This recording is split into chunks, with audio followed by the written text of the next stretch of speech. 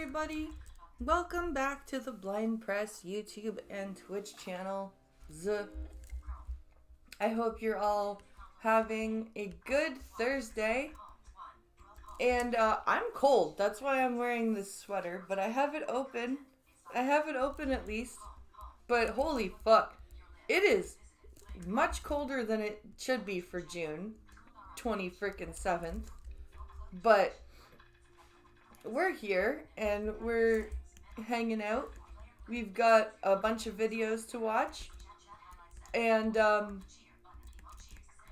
it's gonna run the gambit like it usually does for the coffee stream. And of course it is Thrilling Thursday.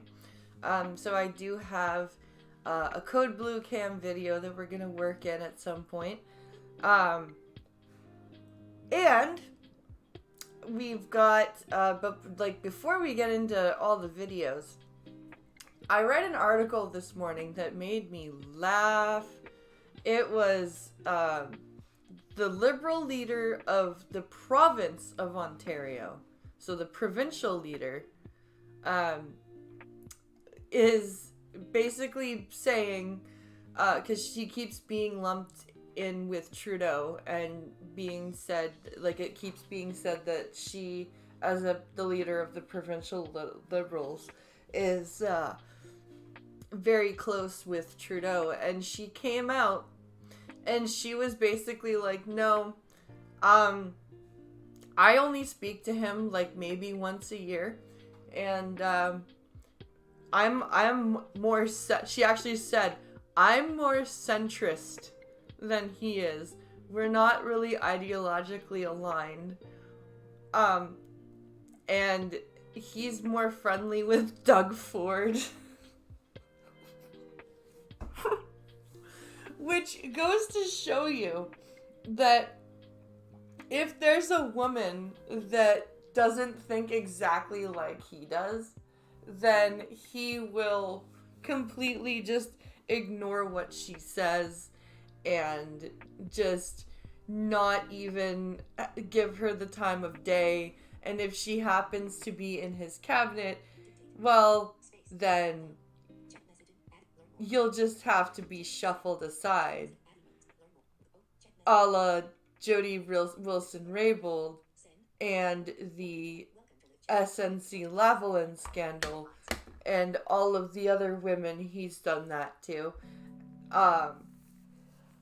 So it's just very amusing to see the provincial Liberal leader say,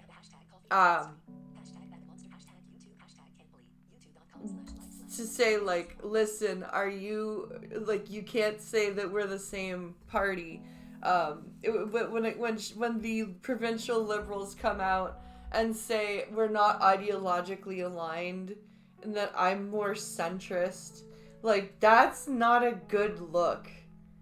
That's not a good look. Like, and she basically was like, I'm not gonna say anything bad about the Prime Minister because he's the Prime Minister and it wouldn't be becoming of me as a politician, like as a leader of a party. But she basically was trashing him without trashing him. And she basically said that Ford was in the pocket of Trudeau and more friendly with Trudeau than she was, which is really strange to say about the leader of the Progressive Conservative Party. Especially when Doug Ford very much disavows the carbon tax, very much disavows the crime, like the catch and release policies. So it's a very weird dichotomy that is going on right now. And the Liberal loss of the St. Paul riding is, I think it's gonna be a lot worse for them than they think. And I think this is the nearing of the end. I don't think we're gonna make it until, what's it called, June or October of 2025. And our provincial election is supposed to be June of 2026. That's our next election for the province. What's this post that I've just been sent? What is this?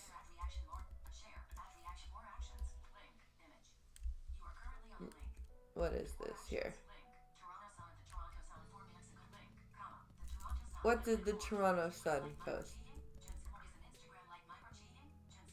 Is an Instagram like micro cheating?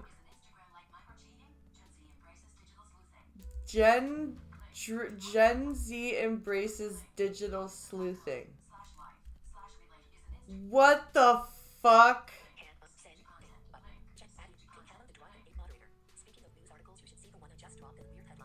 What the fuck? What stupidity is this? Let's see if I can get this to cooperate. I'll screen share. What the nonsense? What the nonsense? Yeah, is an Instagram like micro cheating? Gen Z embraces digital sleuthing. What the fuck? Of course, this is from the Washington Post. Oh my lord.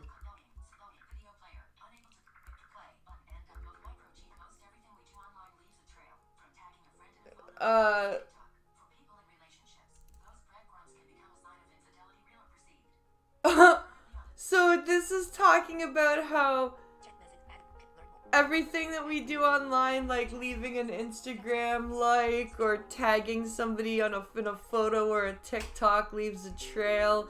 And if you're in a relationship, that can lead to perceived or real run of infidelity. Like, what? Micro cheating. An internet era term for small acts of infidelity. What the? Of betrayal, sorry. For small acts of betrayal. Is liking somebody else's post of an act of betrayal now? Oh no, honey. Oh no. Oh no. If you and I like other people's posts besides each other's, we're micro cheating. Oh god.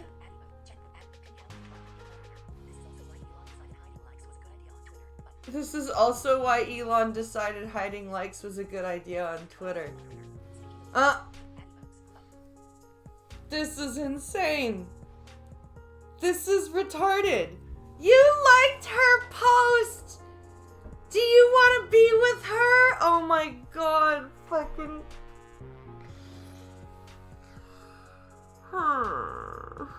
Can we just institutionalize Gen Z and Gen Alpha and like, can the millennials work to recreate a new generation?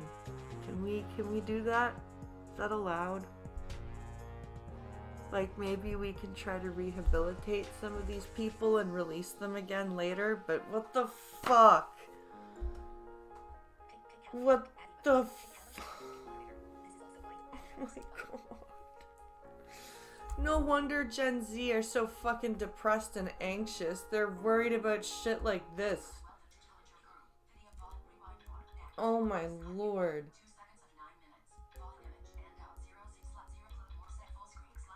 That's just retarded. It's refreshing and being stupid, but I mean, that's just the dumbest, oh my lord. Fucking liking other people's posts and reacting to other people's stuff is apparently betrayal. Holy shit. Holy shit. Can you imagine? Can you imagine just the lack of shit going wrong in your life to care that much about somebody liking somebody's post that isn't yours? Like, wow. That must be amazing. Like, holy shit. These people's lives must be a fucking fairy tale if that is all that they can care about. Like, Jesus Christ. That is pathetic. Oh my God. Oh my Lord. That is the most sad, just sad and telling of where we're going as a generation or as a species. That is so telling. Oh my God, he liked her post and she is not me. Therefore, he must be cheating on me. Oh boy, that's some kind of special. That is. That is just amazing. That is just amazing. So, apparently, well, not apparently, Papa Meat is gonna tell us about how dangerous chiropractors can be. And I've heard stories in my own real life, like, I knew somebody in my family who worked with somebody who had been going to a chiropractor, and this woman would go to a chiropractor for an adjustment to cure her head colds.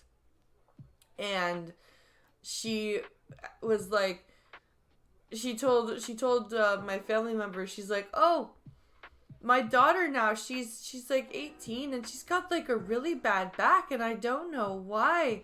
I mean, I've been taking her to the chiropractor since she was an infant. I don't know why her back is so bad. I'm like, oh, chiropractors working on babies. No. So yeah, I'm well aware that they can be dangerous, but what did Papa Meat find? Let's discover what Papa Meat found. Well, how you doing? How you doing? Come on in and sit on down because today we're talking about chiropractors. Oh God. Back pain. Something I would say almost every American experiences. I know my fat ass does all the time. That's why I'm in this nice, extremely cheap, extremely affordable, extremely welcoming Herman Miller ergonomic chair for my good posture. Show an image of my back. Jesus Christ. Don't. Now here. Yeah. See, this is why I'm waiting on my doctor to. I have a phone appointment with my doctor finally, and I'm gonna be like, listen, you're gonna send up a CT referral or a rec and a fucking MRI rec, cause we gotta figure out why my freaking hips feel like I'm a 70-year-old woman when I'm not. This is not okay. I X-rays didn't show anything. Let's go deeper, please. Here's the thing, is that there are a lot of controversies surrounding chiropractors. I know. Yep. You wouldn't expect it with some of these videos that we have online. This looks very comfortable. I feel myself getting healed already. Which I just want to put this out there, because this is going to be something we talk about a lot about today, is that first off, chiropractors are not medical doctors. Nope. No, they are not. They definitely are not medical doctors. They may say they are, but they are not. They went to like a 2-year course. Yes, they do spend 7 to 8 years getting a doctorate, but that doesn't. Doctors are not Wait, medical what? doctors. Yes, They do spend 7 to 8 years getting a doctorate, but that doesn't make them licensed professional medical care. No hate against chiropractors, but in terms of science, medical science, a lot of people would say they're not doctors. No, they would probably have a doctorate in, like, if you'd wanted a chiropractor, you'd probably want a chiropractor that at least studied osteology and at least knows like your bone, like your skeletal structure and like why something would hurt. Let me put that out there. They have a doctorate. They have a doctorate. They're not doctor. Not doctor. Yeah. It's kind of confusing. See, that's how they get you, though. They make it a doctorate so you can be doctor, whatever, but you're not really a medical professional. That is kind of... Yeah, you don't get an MD if you're a chiropractor. You're not an MD. What would it be, a PhD still? A crazy scam, though, isn't it? There's a lot of claims chiropractors make that are just not supported by enough facts, by enough actual proof. And lastly, some of the shit they do just looks painful. Yeah. Maybe you felt nothing at all. Popping your bones. All right, a guy, he's hitting you with something, he's twisting this. The chiropractors treat the body like a goddamn bop it. They really do. They fucking really do. Bop it. Twist it. Pull it. It's like, like, and you even make the sound that the bop it makes when you fuck up. Ow! Pop it, twist it, pull it. Exactly what it is. How do we know that the inventor of the bop it was not a chiropractor? It's time for another sponsor. Do you have debt? Uh-oh. Well, PDS Debt is here to help you. That's right. Whether it's credit card debt, medical bills, collections, or personal loans, doesn't matter your credit score. If you got $10,000 or more debt, PDS can help. PDS Debt rolls all that junk into one low monthly payment now, saving you thousands in fees. Pay off your debt in a fraction of the time. PDS Debt is a top-rated company on Google and has an A+ rating on the BBB. PDS cares about getting you out of your tumultuous debt. Nah, PDS Debt is offering a free debt analysis. Like it only takes 30 dang old seconds. Head over to PDSDebt.com/Papa to get your free debt assessment today. Thank you, PDS Debt, and back to the video. So let's take a deep dive down, dirty look into the world of chiropractors. I don't know what kind of transition that was. We're going to talk about chiropractors. F you. What exactly is chiropractic care? Chiropractic care is a form of alternative medicine focused on treating muscular disorders, primarily those related to the spine, without the use of drugs. They manipulate your spine and they make it go crackle, crackle, crackle, and they say that will make you feel better. That can't be true. Well, it's homeopathic, but let me tell you, I fucking destroyed my back powerlifting in college, and I was like, I think I need adjustment. He was like, here's a prescription for hydrocodone. And I was like, no wonder people choke and die on these all the time, because it was delightful. Yeah, that's what I'm afraid of. I don't need any hydrocodone, thank you. I think 2 weeks on hydrocodone, and it was one of the best experiences of my life. I agree. I stole some from my brother. He just had his wisdom teeth pulled out. You stole hydrocodone from your brother with missing teeth? Wisdom teeth removed, and you're just like, you don't need these. I think I watched... That's so horrible! They gave me Demerol when I had my teeth out. They were like, here's some T3s. And only fill the Demerol if you need it. And my wisdom teeth had been impacted, so they had to like put me out and like dig around in my face to get my teeth out. And so the T3s, they were not a cutting it. And so I got the Demerol and I was like, oh my god, this is amazing. But yeah, Demerol is fucking dangerous, man. And they're a tiny pill. They're like that small. They're like pinky tip small. And they're like fucking, Jesus Christ, knock you right out. Breaking Bad. And I was like really enjoying it, but I'm pretty sure my entire face was just like... Yep. Like I was just completely zooted out. It was amazing. Chiropractors emphasize the manual adjustment and manipulations of the spine to alleviate pain, improve function, and promote overall health. How does making your bones go alleviate pain exactly? I'm sure there's some truth to that. I'm not going to research this, but I'm almost positive. I'm pretty sure that they release gas, like when they pop your joints and stuff, the relief you feel is from gas or like nitrogen, which in return, if you have a buildup, you can feel stiff, you can do whatever. So when they pop it, it's relieved. You're like, ah. Is there a way to actually move someone's spine, like rotate? They're like, we need to align this. What does that even mean? It's all phooey. Right? It's all phooey. That's what I feel like. I don't get it. My father and my grandfather always argue because my grandfather swears by his chiropractor and my father is like, no. Never let a chiropractor touch your body. And I'm like, no, I don't plan on it. And my grandfather's like, my chiropractor's amazing. And my dad's like, then why do you have to keep going back? If he's so good, he should be able to do it once and then you should be fine. Why do you have to keep going back? It's just it's a huge argument. Right? There's gonna be one chiropractor watching this just like, you son of a bitch. These include the high velocity, low amplitude thrust, or more gentler mobilization techniques, a little softer, a little more tender care, right? Some people go really hard, some people go really soft. Just depends on which way you like to do the little La Vida Loca. They also focus on soft tissue therapies, which include massages and stretching to relieve muscle tension and improve circulation. See, I'd go for a massage, but no, like, and if my back happens to go poppity pop pop when I'm getting a massage, that's one thing. But I really do not feel like having things manipulated. Much like my diabetic socks. We're going to mainly focus on the heavy impacts because that's where the funny stuff happens, okay? If we wanted to watch some old bitch gently get her neck twisted around, why are we here? I want to see the old bitch get her fucking head spun off like a goddamn Christmas ornament or something like that. You know what I mean? I want to see some damage, and that's what we're doing today. We're looking at damage. Oh!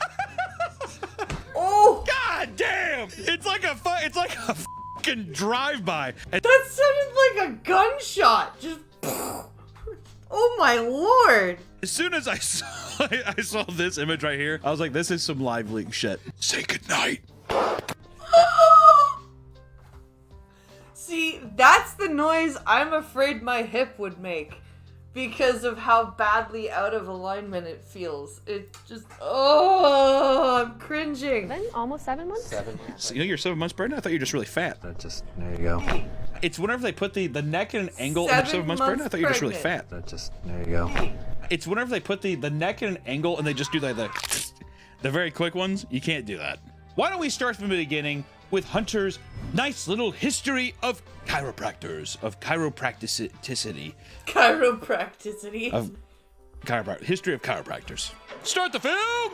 The practice of chiropractors was founded in 1895 by a man named Daniel David Palmer. And Palmer was a self-proclaimed magnetic healer. Oh. So he was a traveling snake oil salesman. Got it! Okay, so that's how we know how chiropractics got its basis. I'm pausing for emphasis because what are we doing? Which is a type of healer who practiced medicine based on the concepts of an invisible force that resides in all living beings.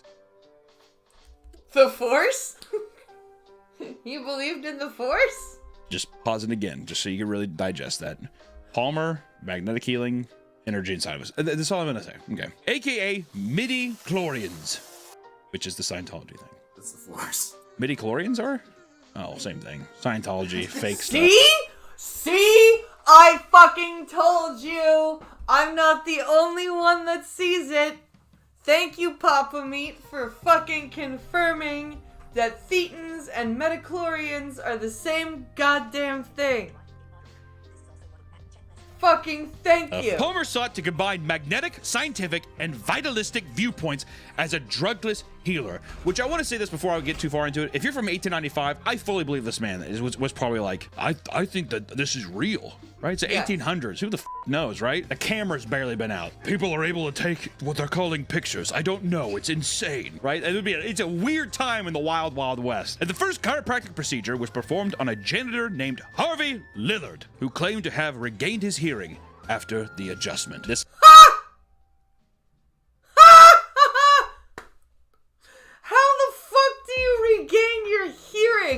you're having an adjustment. What the fuck? That's a pile of bullshit. This is where we're getting into do we know if this is real or is this whatever people are just trying to legitimize what we're doing here? This feels a lot like Joseph Smith and the Golden Plates. Yeah. I wasn't there. I wasn't there. Honestly, you know what's the thing too? If I wasn't there, how do I know it happened? The story goes, upon the punchline of Lillard's joke, Palmer slapped Lillard on the back so hard that his vertebrae realigned itself. That must have been a good f***ing joke. Especially 1895, what kind of joke? He's like, it was a frog! Bam! Am I right? He made a joke, made the guy laugh, and then fucking hammer punched him in the back? And his vertebrae just went and then magically he could hear again. What the fucking this is the basis of chiropractors, you guys. And people still go to them. His fucking back. A few days later, Lillard claimed his hearing loss of 17 years was healed. Oh. To this day, doctors cannot reproduce these results. No shit! Because it's not... Could you imagine trying to reproduce that? Could you imagine having to tell the deaf person in sign language, okay, I'm gonna make you laugh, and then I'm gonna hit you really hard in the back to make your spine crack, and hopefully you'll be able to hear again. Okay, ready?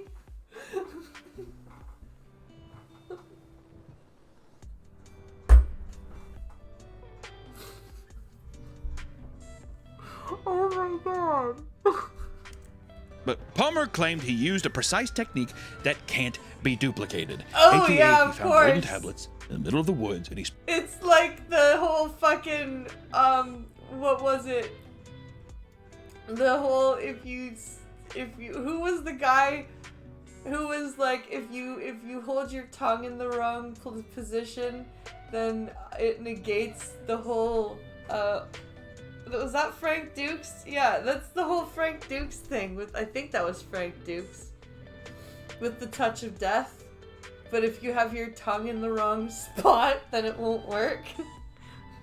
that can't be duplicated. AKA, he found golden tablets in the middle of the woods, and he spoke with a white Cherokee ghost. Just trust me, is what it is. I gotta hear the joke. He didn't even tell people the joke. What if the joke was really, really funny and people were like, I could believe that. I could believe that it was so funny that you slapped somebody out of hearing loss. You know what I mean? Which also, just as he's going, as well as I trickle in information, since this is a video about chiropractors, let's just put one video up of someone getting something adjusted. Okay. This incident... See? That shouldn't happen. You shouldn't go, ow! Inspired Palmer to pursue the art of spinal treatment as a way to heal diseases. And Palmer theorized that many diseases were caused by misalignment of the spine that interfered with the flow of the body's innate intelligence or vital energy. Yeah. Are you dying of cancer? Oh, well, your innate energy must be misaligned. Here, let me fix your spine for you. I know what I'm gonna say, and it still sounds sexy. That's how you know that you're bought in, dude. Which he dubbed this vertebral subluxation. I have a bone marrow disorder and I can't pronounce certain things. It hurts me. He believed that spinal adjustments could correct these misalignments and restores one health to its original state. Align your chakras, right? Align your chi, as they say. Your ki. Is it gi or is it chi? Chi. He is like Indian butter. Before coining the term chiropractic, he claimed his hands were magnetic.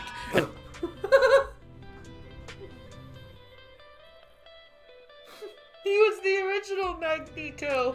And that they could heal any disease 10 times quicker than any one man with medicine. Paul Bunyan shit. I know, dude. I like it. He's like, Also, meet my giant blue ox.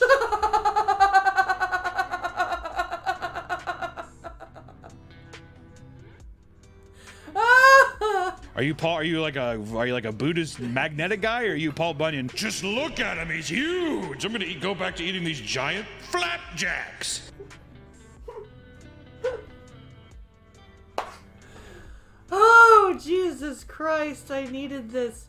which chiropractic translates to done by hand. I like that, dude. Yo, I just finished my bitch off chiropractic style. Because my dick. No, that was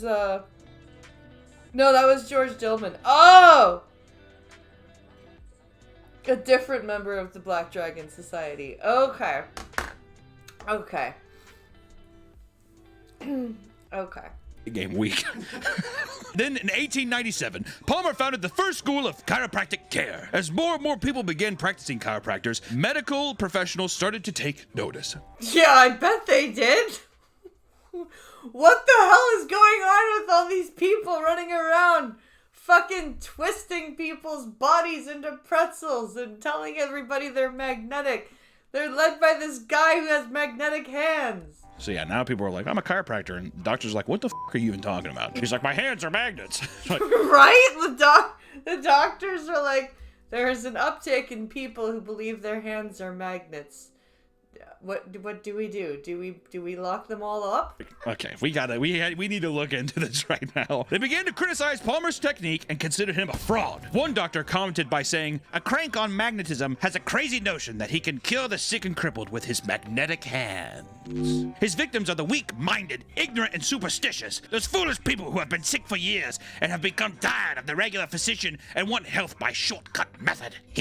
Well, I mean, you don't need to villainize the sick people, but I mean, like, I guess the doctor's like totally villainizing the poor sick person, but he is also correct. The sick person is probably just tired of seeing the doctor and just wants to be healthy. He has certainly profited by the ignorance of his victims. Which I want to say, they should have gotten a less fucking crab apple. You know what I mean? Like, it's like, hey, everyone who does that's fucking dumb. You guys should just pay more for doctor care. They're like, you know what? How about you go fuck yourself? I want to go talk to the guy with magnetic hands and the giant blue walks and the pancakes. Right, that's the thing. Like, that doctor guy made the sick people sound like the bad, stupid people who deserved it, basically. This guy's jealous. He's definitely jealous. He's like, all right, I can give them Tylenol, but instead they want to go talk to the magnet man. the cocaine has been heavily prescribed at this point. Which makes doctors kind of cool as well. Yeah, cocaine, laudanum, heroin, all the good stuff. The following years, Palmer and many of his followers faced legal challenges for practicing medicine without a license. This eventually earned him and hundreds of other chiropractors jail time for practicing medicine illegally. Well, yeah. You can't run around telling people you're a damn doctor when you're not. Saying you have magnetic hands. Like, Jesus Christ. That's slightly insane. Could you imagine if we let people... Could you imagine if chiropractors today thought they had magnet hands? And there would still be people that went to them. Can you... And we all know that. It's kind of illegal. Can you imagine some guy just like slapping the shit out of somebody? Is your hearing gone? They're like, what? And just keep slapping the shit out of them. At the peak of the controversy, over 450 chiropractors were jailed in a single year. Wow. Many of which treated the inmates as well as patients who came to visit them in jail. What the fuck? Why would you keep doing what you were doing? You're sent to jail for treating patients. So here, let me keep treating patients. Like, well, hey, just because you, I don't know, shot a woman in the face doesn't mean that I can't treat your spine, dude. He's like, thanks, I got a lot of weird anger issues. Because of this, Palmer considered turning chiropractic care into a religion to skirt legal scrutiny, which unfortunately didn't pan out for him. He tried to make it a religion? Oh my god, I didn't know that. Holy shit, yes, I believe in chiropractics. I believe in the practice of cracking the crap out of people's backs. Can you imagine today the Church of Chiropractors, just a building where people go in and they're just like, you want to see God? Yeah. Right to some girl's head. Tragically, Palmer died when his son, BJ, ran him over with a car during a homecoming parade. What the fuck?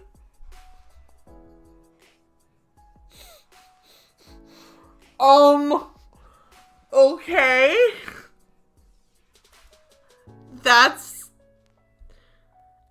slightly odd, but alright then.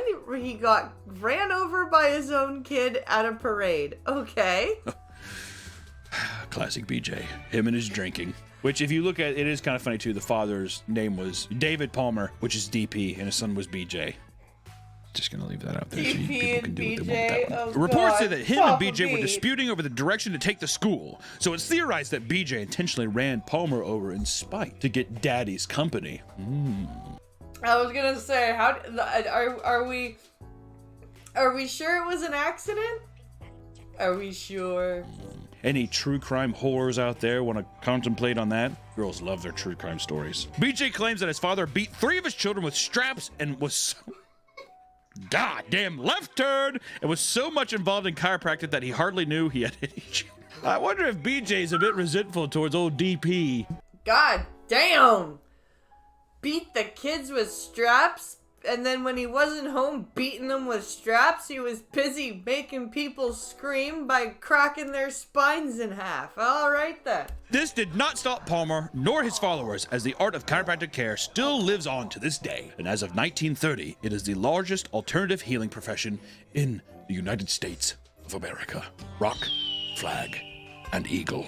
Chiropractors have been around for over 100 years now, with millions of patients looking for an alternative way to treat pain and discomfort. But to this day, there's still a lot of controversy surrounding what exactly chiropractors even do. Yeah, I'm sorry. If I need to keep going back to you so you can keep cracking my joints, that's not the solution I want. I want a permanent solution that doesn't involve a recurring trip and money out of pocket. For you! Their health claims. Chiropractic care does help with issues like neck and back pain. This is because when you pop a joint, your nerve endings in the joints release endorphins that help ease pain temporarily. Yeah, temporarily, which is why you have to keep going back. Endorphin shots here and there, dude. With a little crack. You ever crack your hands? You're like, That's also why 5 minutes later you're like, my hands feel stiff. I feel like my hands are made of glass. However, cracking joints can also increase pain, cause headaches, pinch nerves, or disrupt blood supply. You'll die. It's not funny, Nick. You can also cause arthritis in the joint that you keep popping. Oh, sorry. I heard you laugh. That's not fucking funny. I thought this is a comedy. Those pop noises that are made are built up nitrogen gases that are releasing. Just kind of interesting, because I always thought it was bones doing like... Nope, it's just... And I'm dead. Chiropractors also claim that these techniques help with immune system boosting. Yes, this is the thing that my family member's coworker used to say. Oh, my chiropractor can help me keep the flu away and the colds. Chronic pain, asthma, allergies, gastrointestinal issues. And some even claim that you can prevent gastrointestinal issues. And some even claim that you can prevent diseases through spinal adjustments. Oh. You don't want to get this disease? Let me twist your back. You have ADHD? How I can readjust your back? You'll be fine. You'll be stiff as a board. Do you mean that if I go and get my back readjusted, I might not be depressed anymore? Oh. You got a little teaspoon of cancer? Let's lay down. Let's see what that spine's doing. What the f is that bridge that Goku runs down at the beginning of Dragon Ball Z? Snake Way. I used to go to school with a guy that had a back just like that. He looked like a Japanese snake dragon is what he looked like. One of those. I wonder how he's doing. I haven't heard from him in a long time. Jesus Christ. That must have been painful for that kid. Holy shit. But none of these claims have been scientifically proven, and a lot of healthcare professionals believe the practice to be pseudoscience. And it's not just the health claims that are controversial, it's also the techniques that chiropractors use, which is high velocity, low amplitude spinal manipulations, especially of the neck, carry risks including vertebral artery dissection, which can lead to a stroke. Oh, lovely! Lovely fucking strokes from going to the chiropractor. How amazing. Although such complications are rare, they are serious and have led to concerns about the safety of these procedures. People always have to be barking up these goddamn trees. Let me pop my back if I want to, dude. This is America after all. Some patients even experience temporary discomfort or pain following chiropractor adjustments. There have also been reports of more severe adverse effects, such as nerve damage and fractures, particularly in patients with underlying health conditions like osteoporosis. Right, like that's... How do you know you don't have something like osteoporosis or osteoarthritis and you're going to a chiropractor and they're manipulating your joints and making it worse. Which is just a fun word to say. I think my grandma has osteoporosis. What is osteoporosis? Bone shit. Oh yeah, she has that. And this is the whole reason for this video. It's absurd, crazy technique chiropractors use on their patients that I want to talk about today, because when you go online, it's almost like watching a fat person roll down a hill. Watching people on an adjustment table at a chiropractor clinic has the same thing as any of these weird videos that just suck you in and you just wonder, how on God's green earth did we get here? How did we do it? We want to talk about certain techniques, right? Whenever you see some of these videos, these are all techniques by professional chiropractors, such as the activator method chiropractic technique. The activator method? That just sounds like some weird superhero move. Activator method! This is a method where chiropractors use a mallet and chisel-like instrument to deliver spinal adjustments. No. I actually do want to see this. I love these. The best part of these videos, too, are just the people laying and taking it. Go! Go! Go! They sound like a cartoon. It literally sounds like a cartoon. Ooh, ah, ooh. And the chiropractors always have no emotion on their face. No, Chiropractors they don't. use the mallet or twist people's necks. They're either as surprised as you are, or it's like watching an alien experience human emotion for the first time.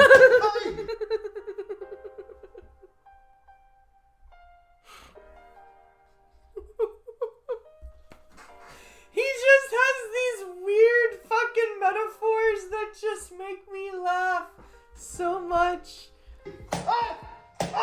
What is this? This is supposed to be done gently, but my God, there are some people who bring that shit down like fucking Thor himself, right down on the human body. I swear, some of these chiropractors, they've got some underlying anger somewhere that needs to be taken care of. Not on their patients, cause they take that shit seriously and they pound that. Such as a man treating his scoliosis. The guy loves this.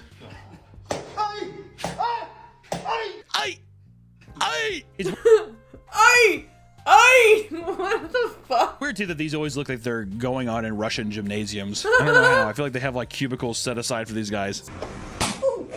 These are specifically Russian videos. I do it. I could just tell by looking at their These are specifically Russian videos. strong, prominent brow. Or how about tailbone adjustments? Oh, no! Oh, Jesus, no! Please, no! Why? Why no? There's also a way to get your tailbone adjusted, which involves a guy sticking his finger up your bum bum. No! Thank you! No fucking thank you! What kind of machine is this? This is what exactly I would look like if I was on my stomach. What kind of weird fucking Predator technology do they have? This looks like something that the Predator would have, that like before he's getting ready to fucking shoot somebody with a plasma cannon. He's like, so I need this to know where his asshole is. I do have this down. He's so funny. If whenever he came back out, it was just like stained horribly. How do they talk the guy into doing this? Right? How do you explain what's going to happen? And the guy, and then the person goes, yes, that sounds like that would work. What? Ah! Hey, do you mind if I record this for my social media? Yeah. Doc, what are you doing? But, you know, you can also use a mallet. Doc, what are you doing? But, you know, you can also use a mallet for this technique as well, if you're a true champion like my Russian brothers. Or craniosacral therapy. This is a therapy technique that focuses on manipulating the bones of the skull. Oh, Jesus. Isn't this manipulating the bones of the skull? You're fucking with the thing that encases the thing that makes your body go. Triangle bone at the base of the spine, and the membrane that protects your brain. Let's f with that. The membrane that's protecting your brain. We should slam that with a mallet or Yeah, that sounds like a great idea. Let's do that. twist it or shove it. Bop it. Imagine getting this from this guy. Oh my God, wait, what is he doing? Open, relax the neck, big breath.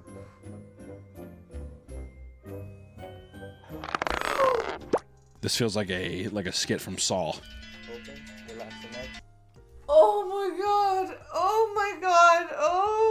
Jesus Christ, my entire body is hurting. I'm getting like, cringy, shivery. Oh, why are you making me watch this, honey? This is evil. Oh my God. Oh.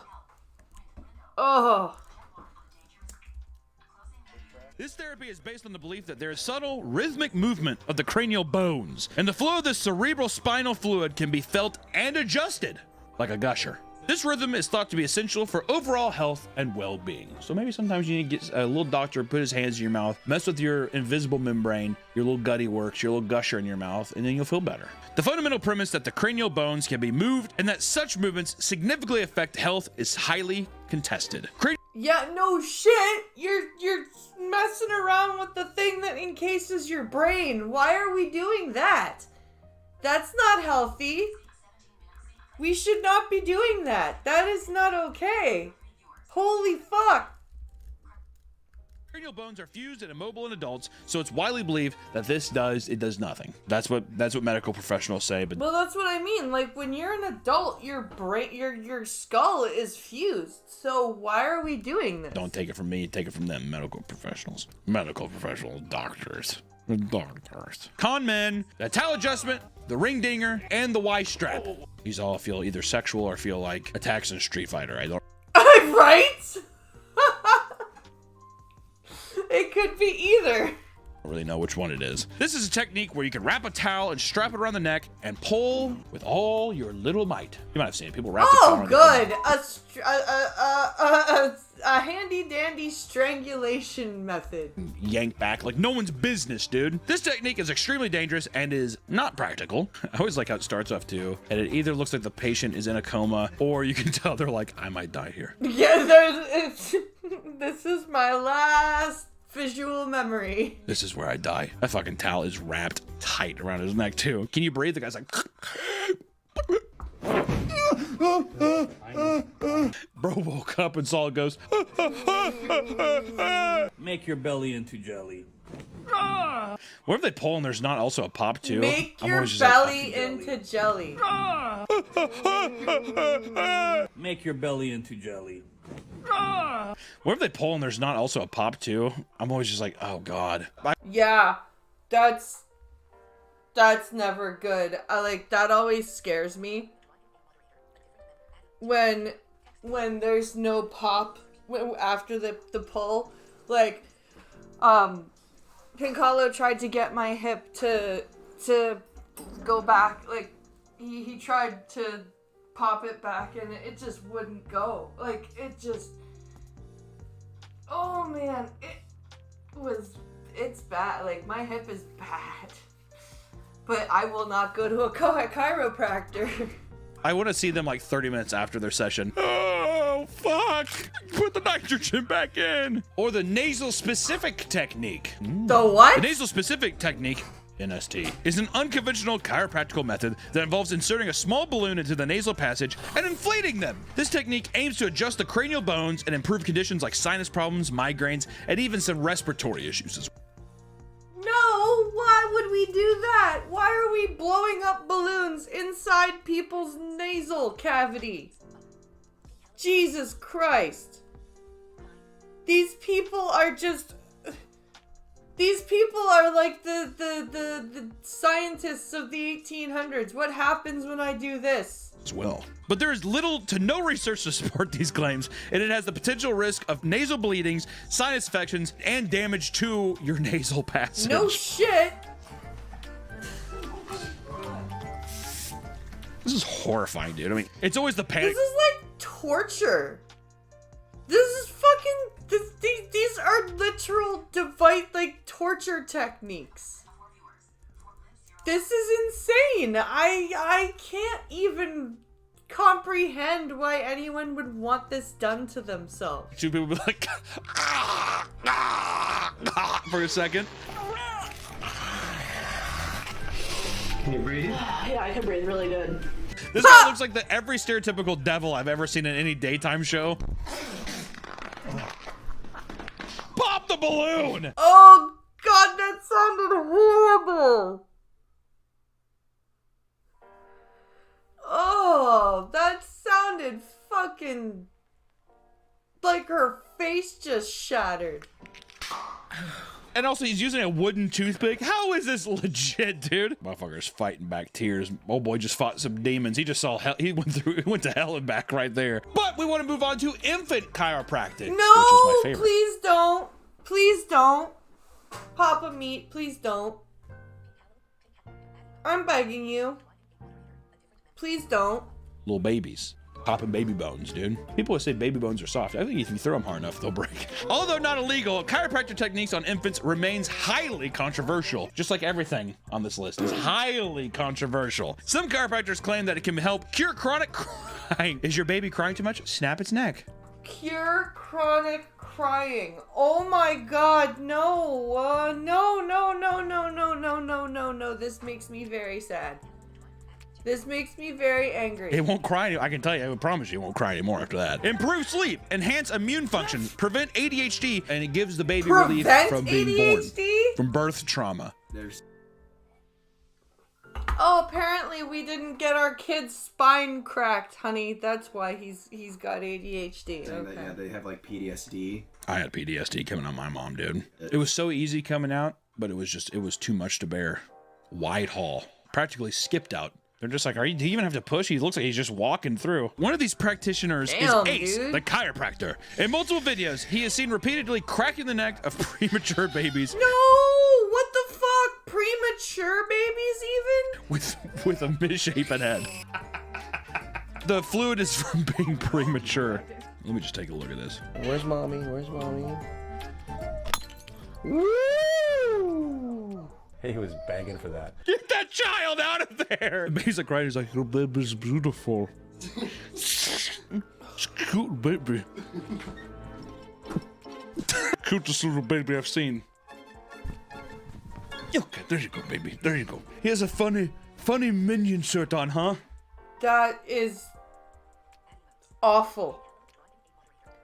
Awful. Awful. Awful.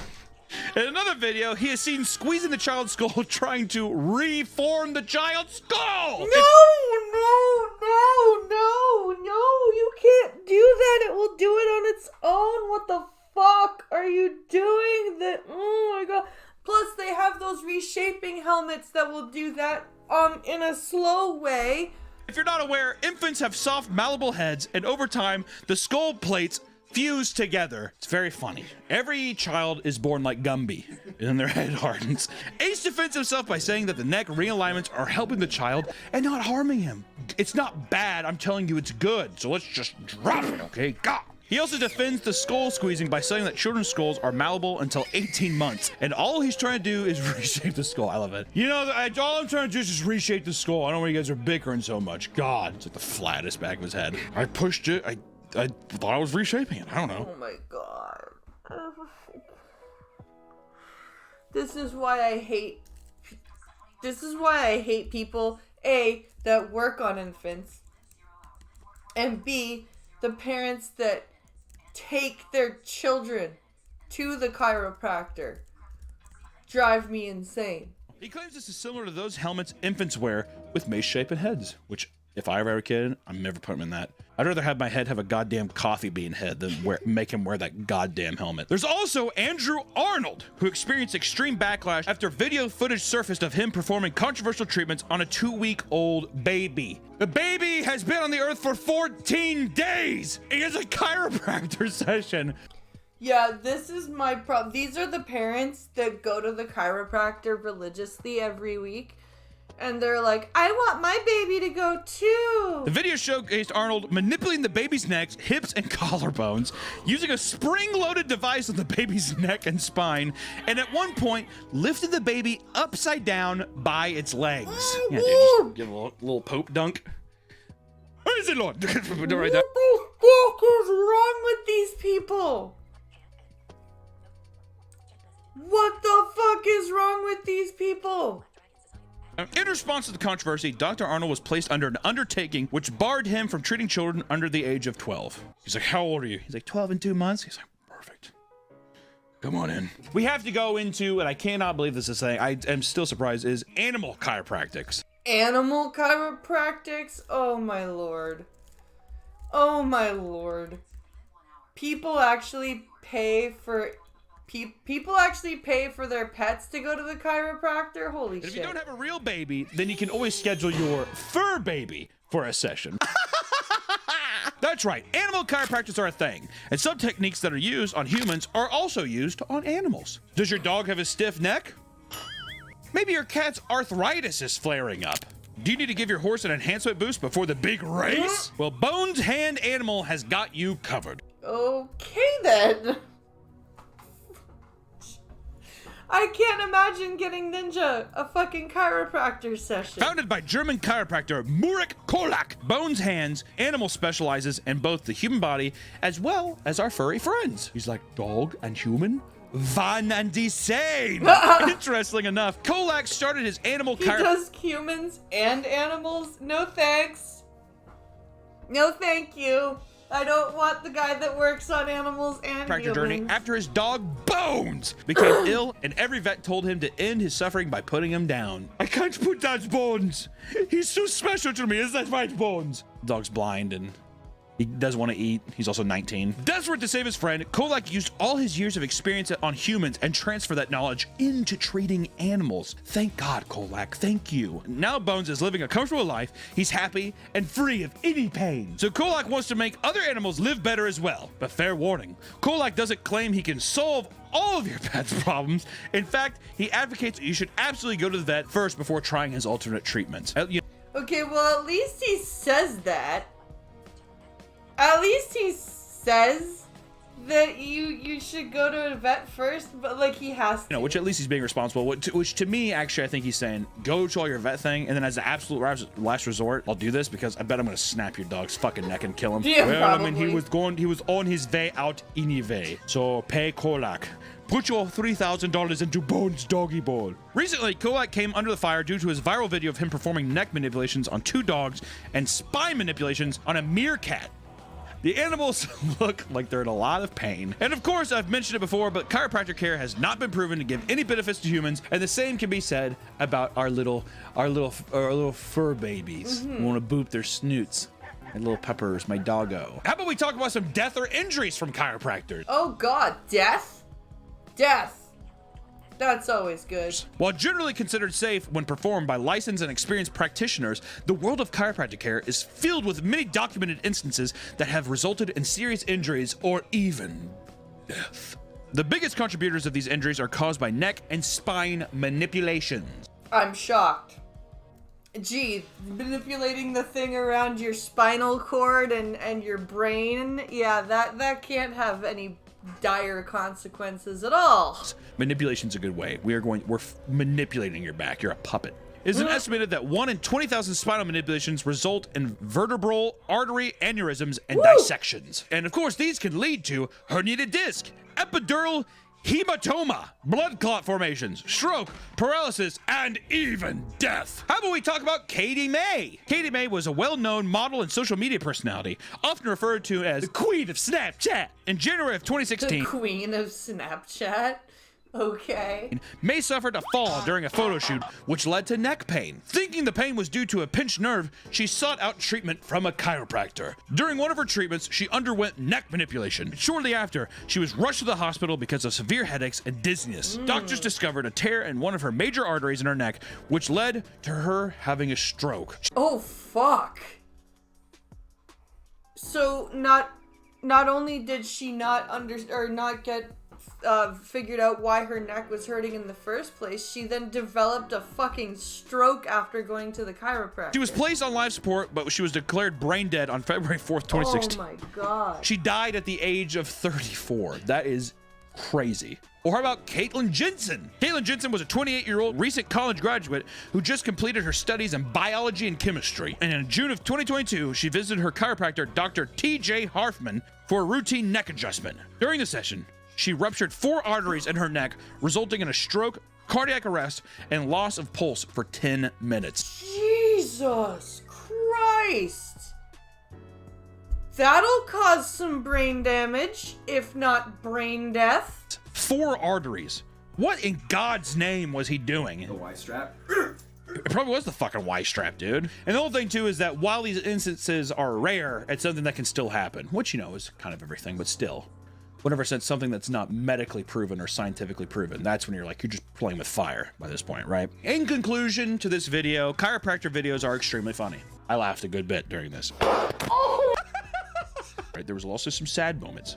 I cried a little bit. I say that for the end though, so you can have your chuckles and you can feel bad about yourself later. Maybe go to get physical therapy. Maybe talk to an actual doctor who has science behind him. And if you're a chiropractor and you swear that all this is true, that's good and fine, but please don't come near my fat back or my fat head. I appreciate you all so much for watching the video today, and stay crack-a-lackin'. Yeah, the chiropractor stuff makes me very angry. Go fuck yourself. I don't need your guys' approval. Fuck you. Especially when it comes to the babies. Like, when it comes to babies getting their spines manipulated, it makes me very angry. Not just at the chiropractor, but at the parents that had the idea to take the kid to the chiropractor. That really bothers me, because they're just newborns. Like, what joint and bone issues could they possibly have, you know, unless they have like a disability at some, like, it drives me crazy to have these people work on children, and also like call themselves doctors, and they don't have the same training as a doctor. They don't, like, I would never go to a chiropractor or take my kids to one. All right, we're gonna do our quick ad break, and I'm going to get more coffee. So I shall return in a moment. So if you need coffee, go grab some too, and we'll pick back up.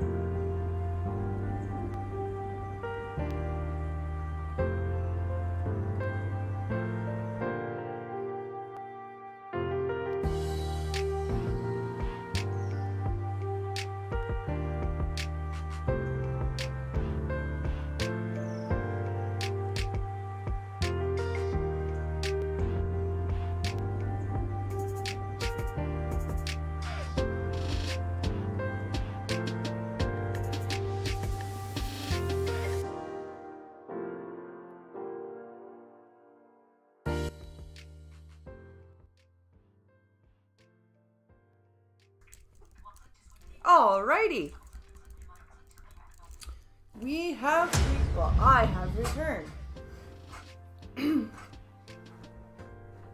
I hope you are all ready for more videos.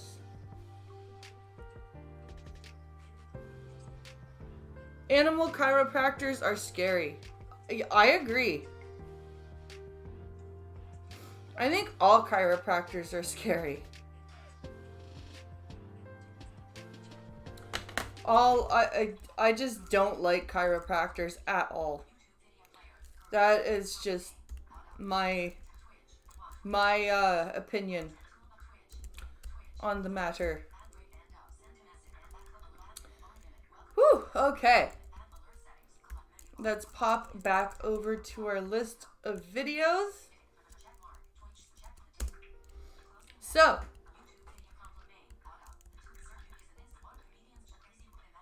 we did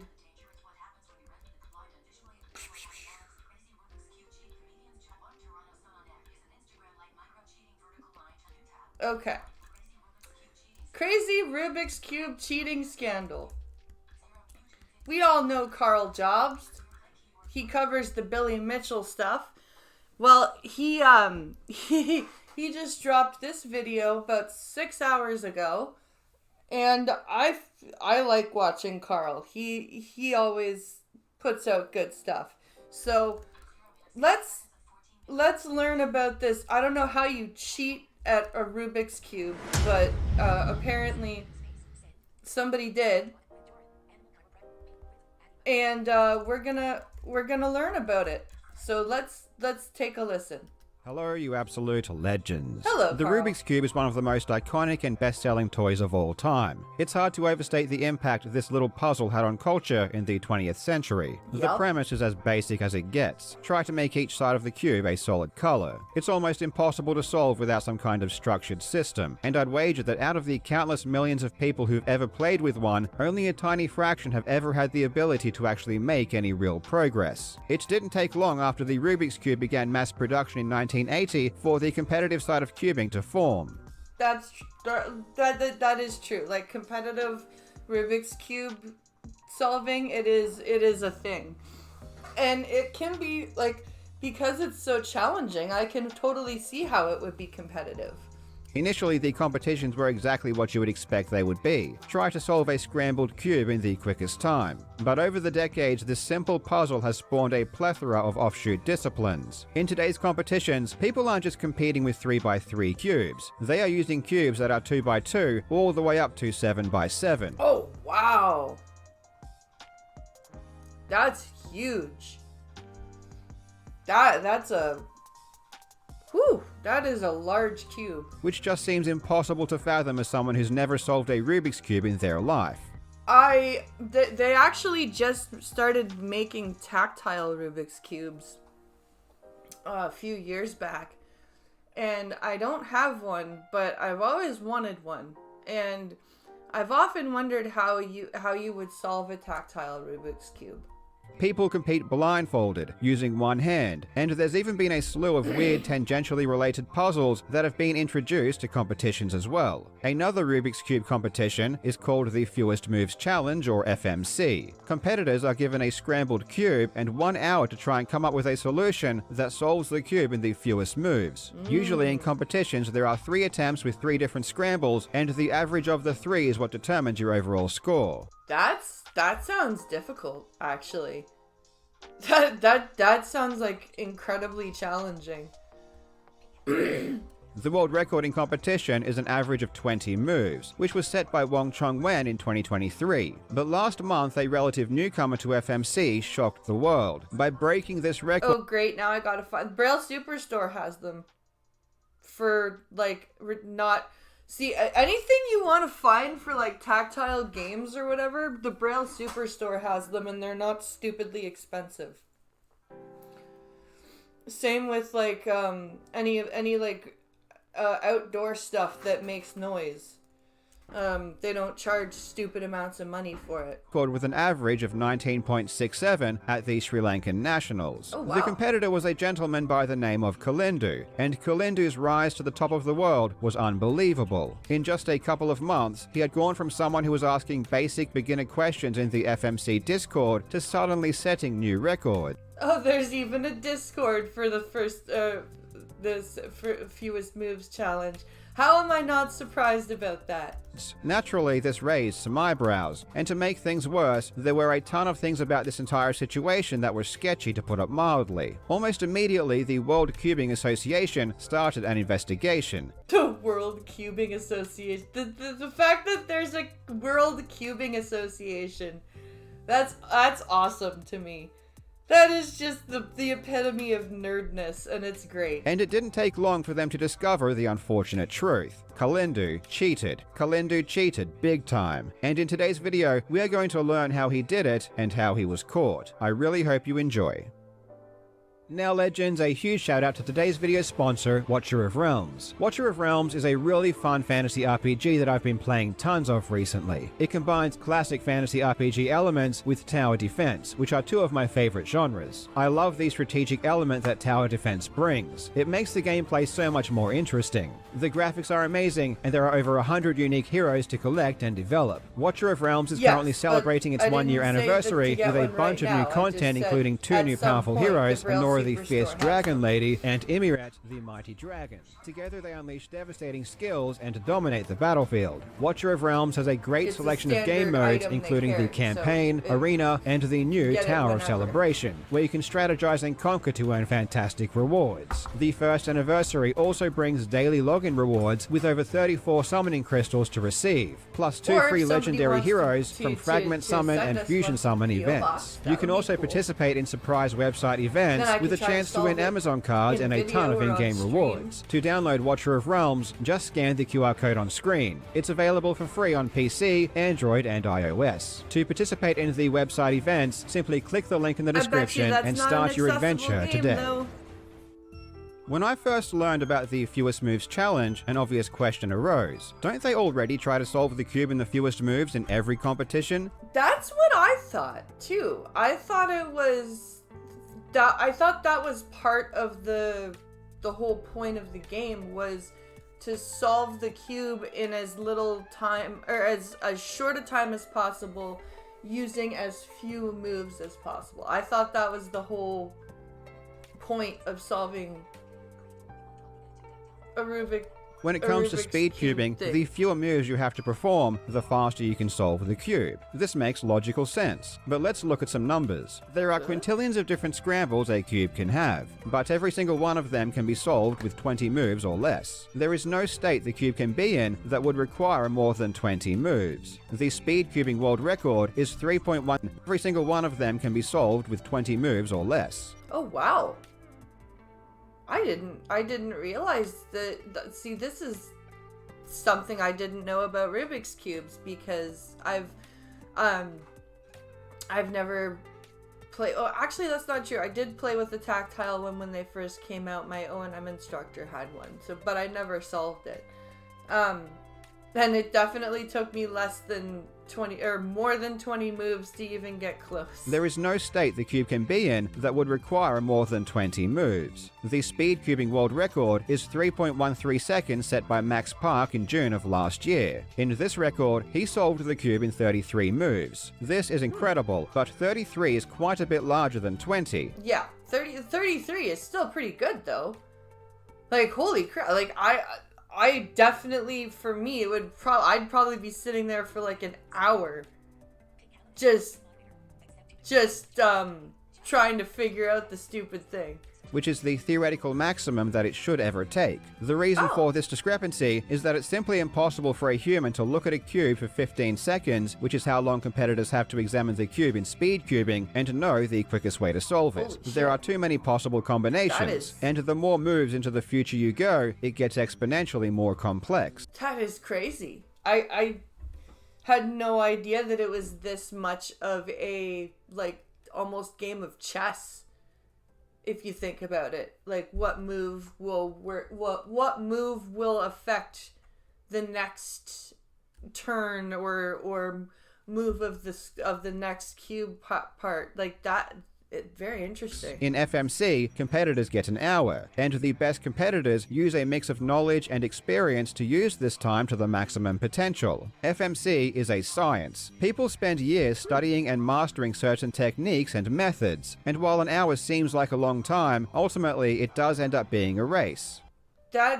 I could totally see how an hour would go by really quickly if you were trying to solve a Rubik's Cube using as few moves as you could. I could totally see how that 60 minutes could fly by. It's a race to see how many paths you can go down, how many different combinations you can explore, to hopefully find a solution that's better than your rivals. As I said, humans can't eyeball the optimal solution, so they need to study and have a deep understanding of many different techniques and concepts that help them navigate the cube. FMC is a distinct skill from everything else, and it takes a long time to master, unless of course your name is Kalindu. So this guy Kalindu, I guess he just showed up and did it? Long time to master, unless of course your name is Kalindu. Kalindu began competitive cubing in 2022, and he took it very seriously. It wasn't just the competition that Kalindu enjoyed either. He took a very active role in helping to organize events in his home country of Sri Lanka. And in Sri Lanka, cubing wasn't as popular as some other developed countries. Eventually, Kalindu would become a delegate for the World Cubing Association. Okay, so all of this in 2022. I wonder how long he had been studying cubing. Which is the official arbiter for all of the major events. As a delegate, it was Kalindu's job to manage and arbitrate competitions. For every event, cubes are obviously scrambled first, but to ensure that competitions are fair, all of the competitors get the same scrambles for each attempt. How do you make sure that they're the same scramble, though? Wouldn't each cube, I guess, be like scrambled differently just in the inherent properties of chance? Like, I don't understand how the Rubik's Cube works, so this might be a stupid question, but I'm just wondering how they make sure that it's the same scramble. The specific scrambles are generated using software provided by the WCA, and it's the delegate's role to generate the scrambles and print them out on sheets of paper to be used at events. Oh, okay, so they have to position the cube. They generate the scramble, and then they have to position the cube in that variable of scramble, and then people have to solve it. Generally, these scrambles are generated the day before an event takes place. At the beginning of 2024, Kalindu was off the radar when it came to FMC, but in March, he would go into beast mode. On March 4, he set a new PB with an average of 33 moves, which honestly is very amateur. As I said before, the speed cubing record was done in 33 moves, so in an hour, Kalindu matched what Max Park did in 15 seconds. That's pretty sad.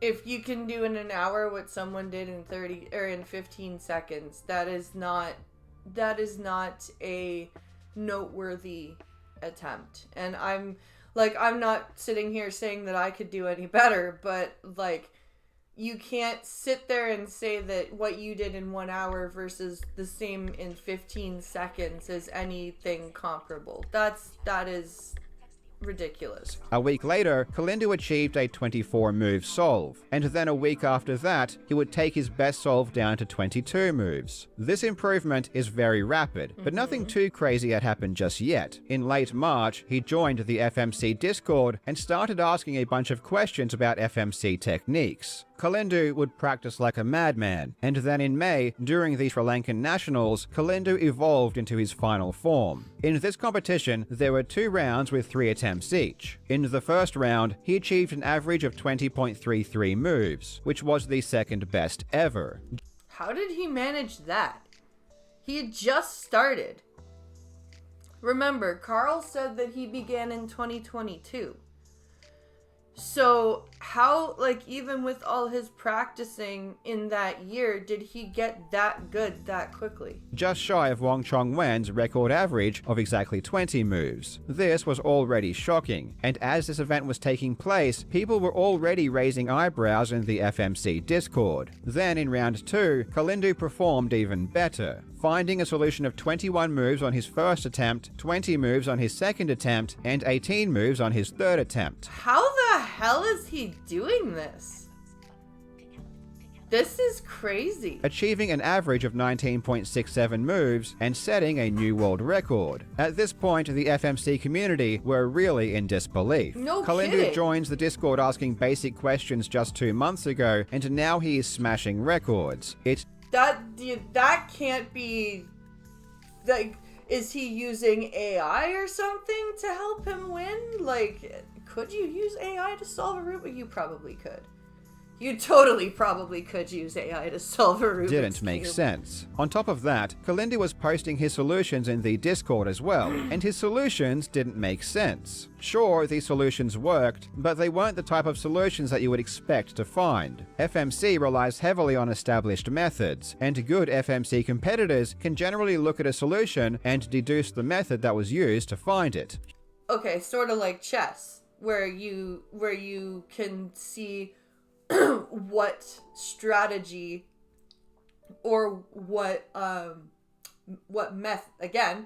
method the person is using to play the game. Humans do things in certain ways. There is usually some logic that you can follow to reach an answer. Computers use brute force, so they are able to find things that humans can't. Kalindu's solutions looked more like computer solutions, and I'll give you an example of what I mean. FMC competitors use a method known as domino reduction, which involves several steps. The exact method isn't too relevant, but the basic rule is that you want to finish each step in the fewest moves you can, and you only spend time going down paths where the first couple of steps were completed in relatively few moves. For example, a top-level solver would hope to complete the second step in around 10 moves. Okay. They would find several solutions that have this kind of good start, and then spend their time working on those. It's not possible to know how many remaining moves you need to solve a cube after these first couple of steps without putting in a lot of extra time working it out. So you focus on the fast starts and disregard any start that isn't ideal.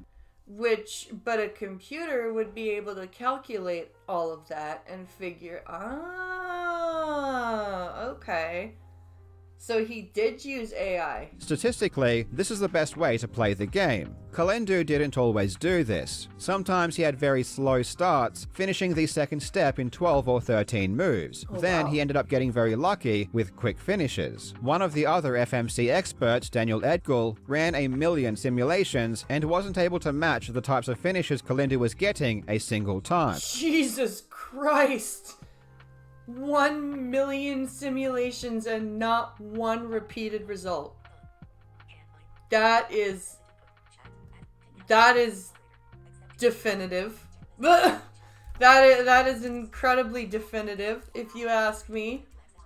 There's just, wow. To put it mildly, things were suspicious, and people were very outspoken about their doubts in the Discord. I bet Several they were. hours after the competition, Kalindu would post his worksheets to the Discord, trying to vindicate himself.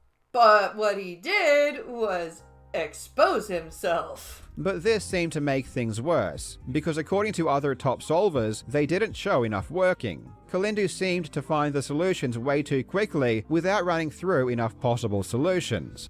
Almost like he was either given the answer or just somehow knew the answer. It was like he magically stumbled onto the correct path every time. Several days later, Kalindu posted an hour-long video to his YouTube channel where he broke down his reasoning for the solutions. However, again, to the other top solvers, his explanations were not sufficient. Kalindu claimed he had developed a better way of finding solutions. While everyone else had to run through many different possible combinations to try and find a good one, Kalindu's bright idea was just to skip the first step and jump straight to finding good solutions.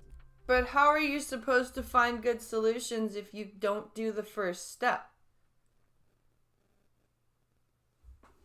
isn't doing the first step to finding the good solution? He didn't explain how. He just said he found good solutions by starting with a good solution and working backwards to make it even better. It made no logical sense. Kalindu was digging his own grave. Most people already thought he cheated, and his explanations weren't helping. But if he did cheat, how did he do it? Well, there are two possibilities. One is that after seeing the scrambles and during competition, he used a small computer to find a solution. Like a Raspberry Pi or something like that? Maybe. The other possibility is that he knew the scrambles well beforehand and memorized the solution going into the competition. Oh, because he was the delegate. See, I think if you're a delegate, you shouldn't be allowed to compete because you would be aware of the scrambles beforehand, and then there would be the possibility for something like this to happen. The latter seemed more likely, especially because Kalindu was a delegate, which means it was literally his job to generate scrambles and bring them to the competition. Now, there were several other delegates at that competition, so it was possible that someone else handled the scrambles for FMC and not Kalindu. And in his Discord message after the event, Kalindu said that another delegate handled those scrambles. But this was ultimately shown to be a lie. It was Kalindu that generated the scrambles for FMC at this event. The WCA immediately launched an investigation. They reached out to the creator of an online tool called Mallard, which is a tool FMC solvers use to find optimal solutions to scrambles. This wasn't common knowledge at the time, but every single scramble that is put into this tool is logged. So they checked to see if anyone had used this tool to enter the scrambles that were generated for the Sri Lankan nationals. The answer was no, but then they went a step further and checked Kalindu's 2 previous events. That's funny. So they went the ones back in March where he achieved solves of 24 and then 22. And it turns out that several days before each competition, someone entered those exact scrambles into the Mallard tool. Oh, well, that's convenient.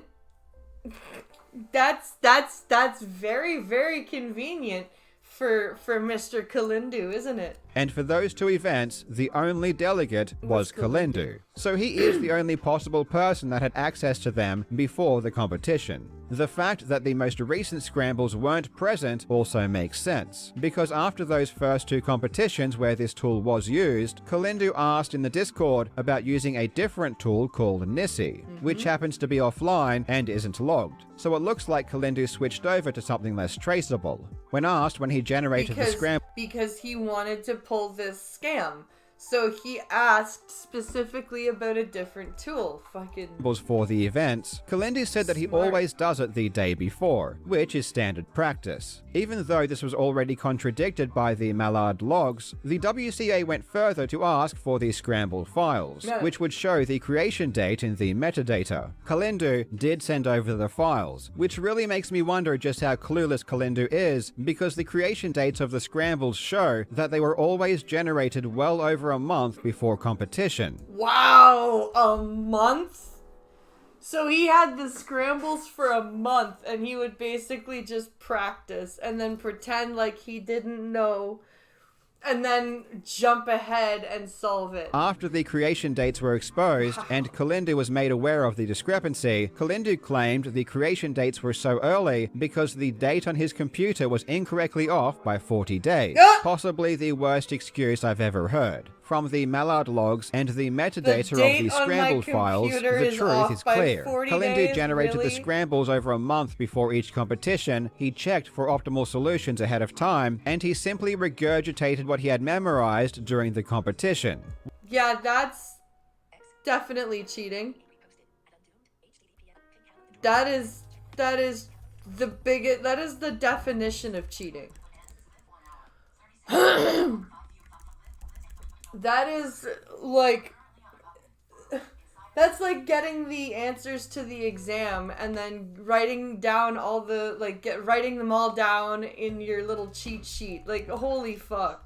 What's abundantly clear is that Kalindu has no remorse and went to every length possible to try and make his cheated result more legitimate, including initially lying about not handling the scrambles, making an hour-long video trying to justify his reasoning, and coming up with the dumbest excuse ever for why the file creation dates are so early. Yeah, that is possibly the stupidest thing I don't even think a kid would come up with something that stupid. DA ultimately banned Kalindu from competition for 8 years and removed him from their organization. This situation shines light on the obvious dangers of allowing a competitor to also have access to the scrambles before a competition. That's what I was saying. I don't think if you're a delegate, I don't think you should be, what's it called? I don't think that like a delegate should be able to compete. Allowing a competitor to generate scrambles in private and have access to them for a prolonged period of time seems like a risky practice. And this situation is really sad, because by all accounts, Kalindu was a massive positive influence for cubing in Sri Lanka. He put so much effort into organizing events and really helped to popularize the sport in his own country. Maybe he never planned to cheat, but because he was put in such a position where cheating was so easy, he couldn't resist the temptation. And that really is just a very common flaw in human nature, which is why allowing these situations to happen at all is generally ill-advised. Just like just like giving blind people a refreshable braille display with the ability to store files on it and no screen on it gives them the opportunity to cheat on exams. Because they use that to write their exams, and then they can also go and read their notes. And then it just looks like they're reading over what they've already written. A big thanks to Noah Swore for chatting with me and helping me learn a bit more about FMC. If you are interested in cubing, go and show some love on his channel. Thank you so much for watching, you legends. I hope you're having a fantastic day, and I will see you in the next video. Well, I had no idea that a Rubik's Cube competition was so complicated, and that you could actually cheat that badly at Rubik's Cube. That's actually kind of why I grabbed that video, because I've never actually been able to fully play a Rubik's Cube and solve it, and I didn't realize that there was a competitive, and I should have, because there's a competitive everything. But I didn't realize there was a competitive Rubik's Cube scene until I saw Carl Jobs' video. So I thought, why not watch that? So before we get into our Code Blue Cam video, we've got a video about comedians mocking a toddler. Yeah, you heard that right. Comedians mocking a toddler, and the dad wasn't happy. Let's just say that the dad was not a happy person. So let's see what happens. Alright, this one's for you. I put in some effort today. Oh.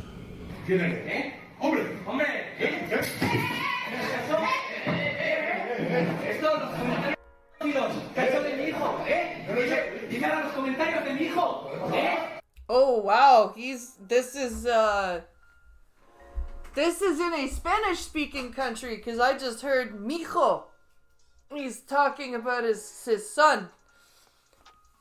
The audio is a little bit hard to hear, but I just heard him say mijo. Now.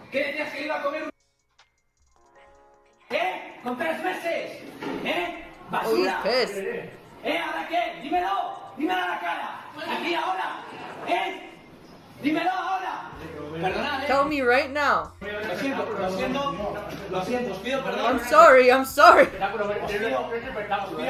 pido perdón. Soy únicamente un padre que defiende a sus hijos. Pero ha hecho comentarios sexualizantes de mi hijo de 3 meses.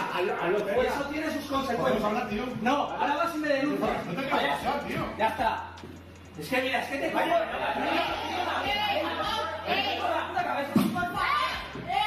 Vámonos. This is the context. The joke is idiotic and disgusting, but the father in this video is the lead singer of a self-described nationalist socialist supremacist anti-LGBTQ metal band. So? Freedom of speech, man. I'm just because I don't agree with this shit. The National Socialist. Gee, National Socialist. What was Hitler? What was Hitler?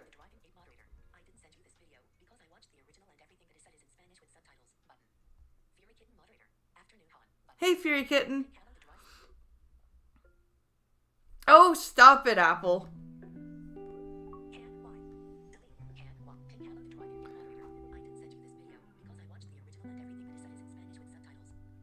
Oh, okay. I grabbed this video. Should I not watch it? Cause I kind of wanted to see the, cause, oh, fuck. Damn it. God damn it. The title caught my interest. I wanted to see. Fuck. Oh well. That sucks.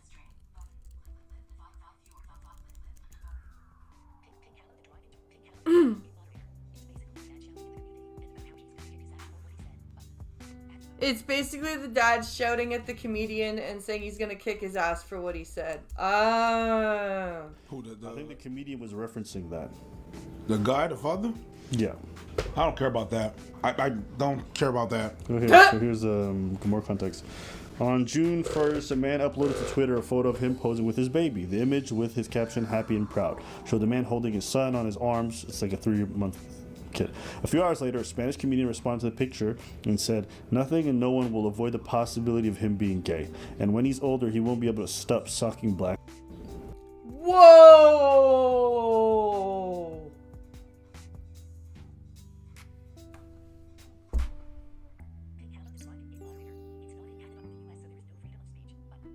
It's not in Canada or the US, so there's no freedom of speech. No, that...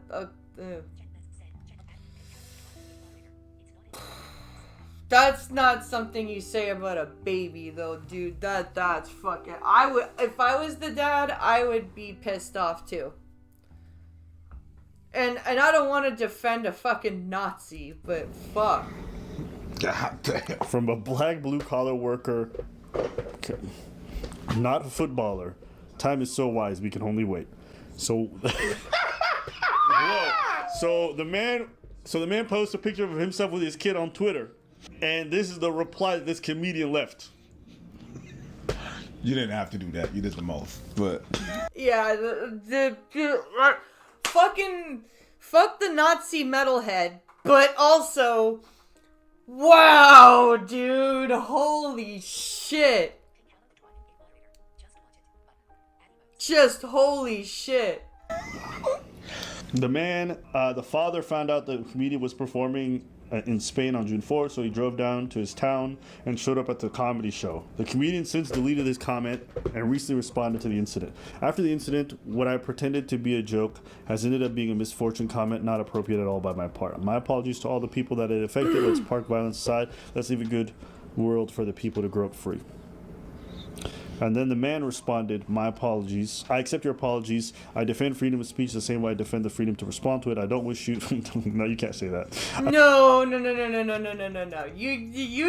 You came at him like you were gonna kick his ass, dude. You can't be like, I defend freedom of speech the same way as I defend the right to respond to it. No, dude, you were ready to fucking throw hands, man. You were ready to just, yeah. I don't wish for you to have anything bad in your life. I hope this serves as an example to people that messing with children, it's wrong. Salute.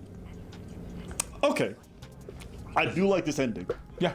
It is a good ending. Yeah. That is a really weird joke. It's not just a weird joke, it's a gross joke, and it's a disgusting joke, and you don't ever make jokes like that about kids. And I'll say this again.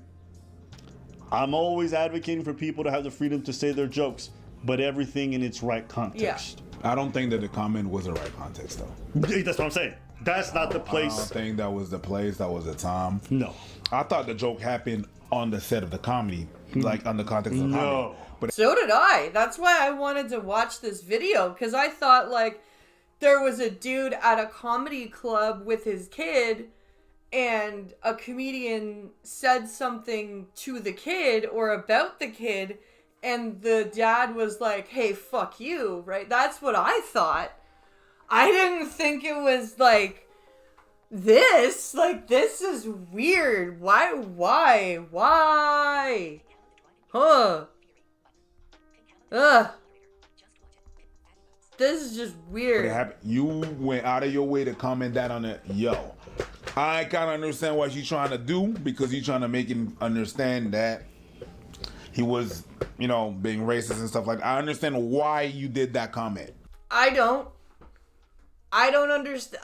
When somebody posts a picture of their kid and them, I like, your thought should not be, how do I shove his bigotry in his face? Like this. I don't understand why people think that way.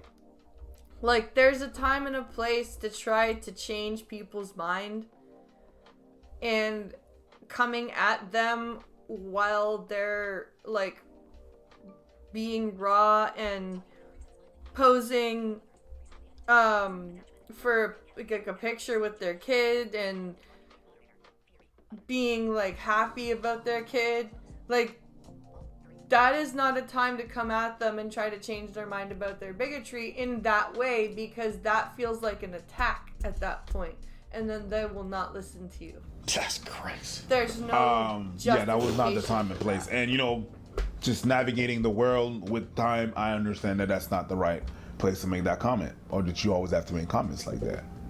No. I would, yeah. Yeah, absolutely. You would have done that at a comedy show, and it's like some dark comedy show. Okay, pass. But, and to be honest, I was one of those people that would always want to try to make a point. I was that. I always try to make a point. Yeah. So whenever someone was, I was extra petty, right?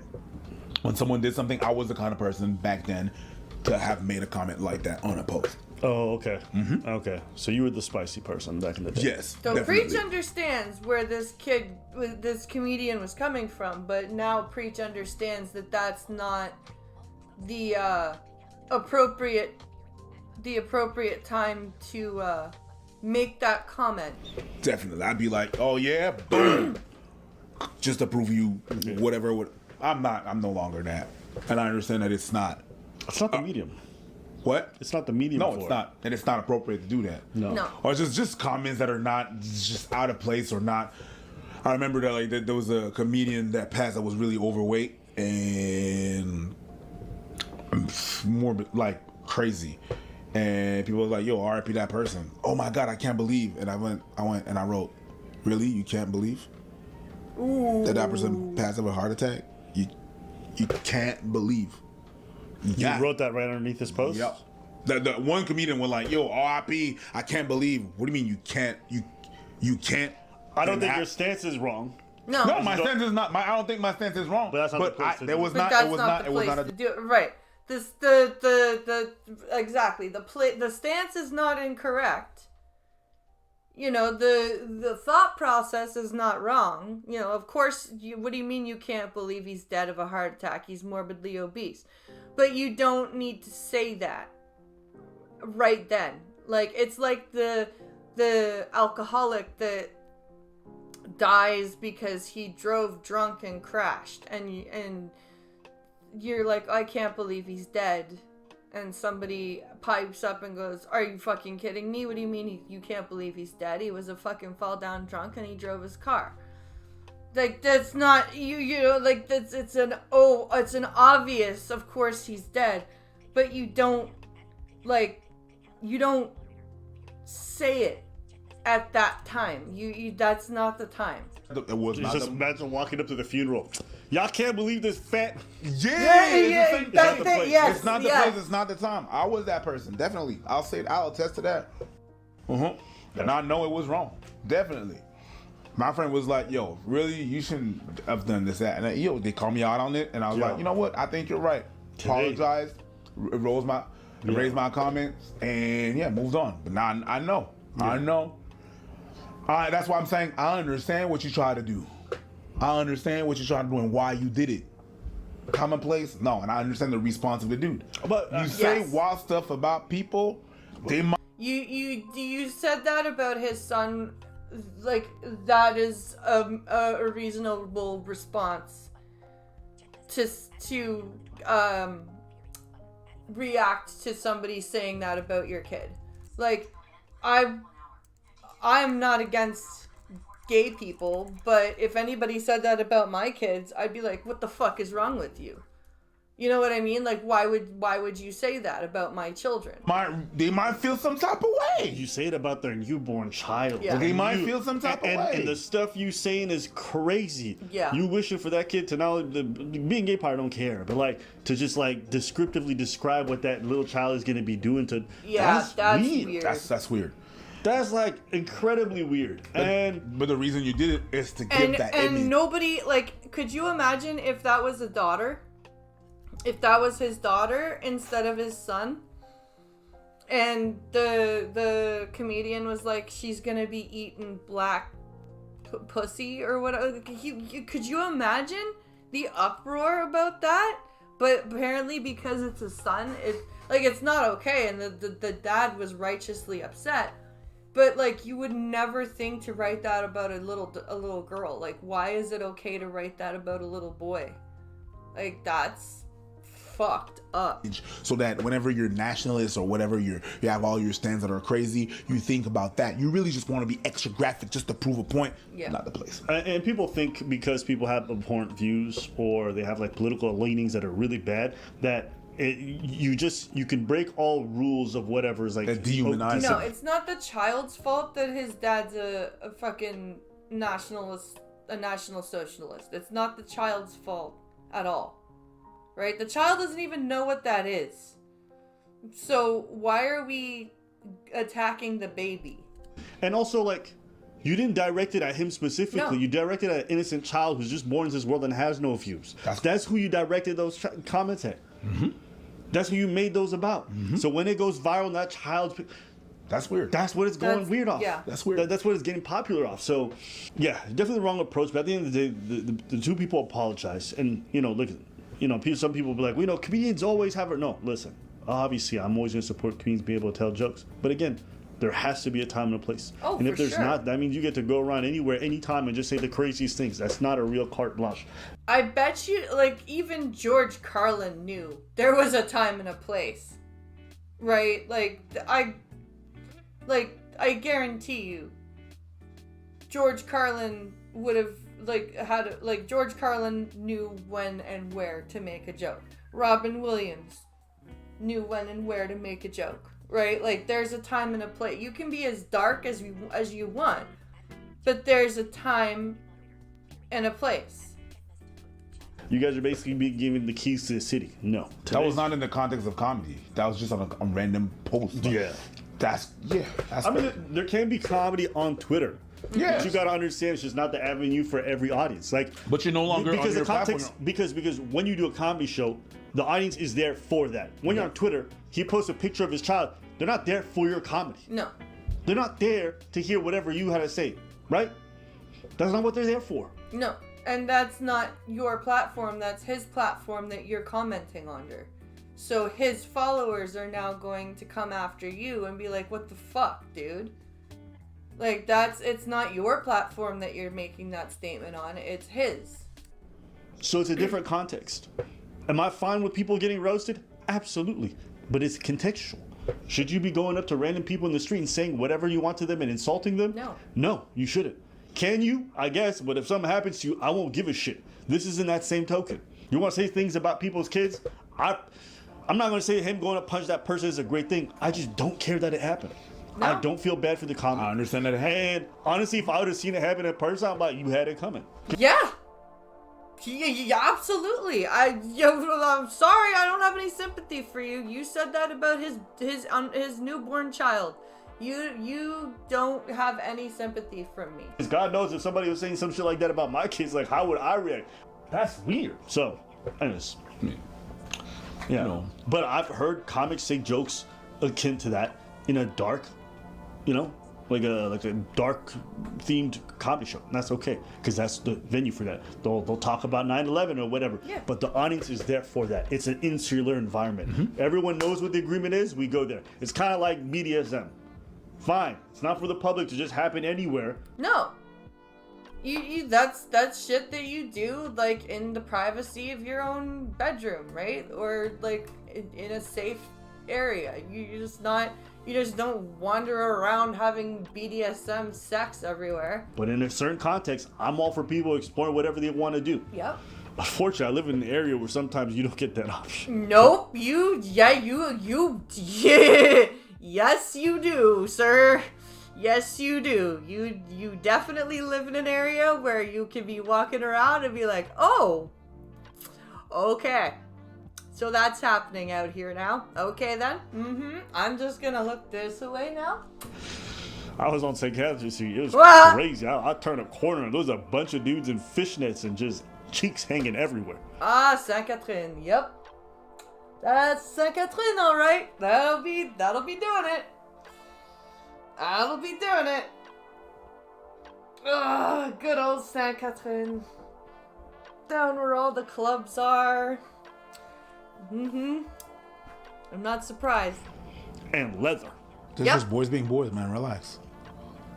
Facts. I don't know why I was tripping my bed. Yeah. Yeah. You know what, man? Yeah. I bet they live in the art district too, which makes it even worse. Well, if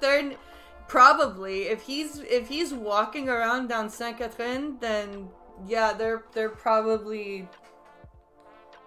Well, he could have just been down. But Saint Catherine is down where, like, all the night shit happens down there. And that's close to, like, I think that's close to the West End, which is where the gay village is. Yeah. All the gays go to Saint Catherine.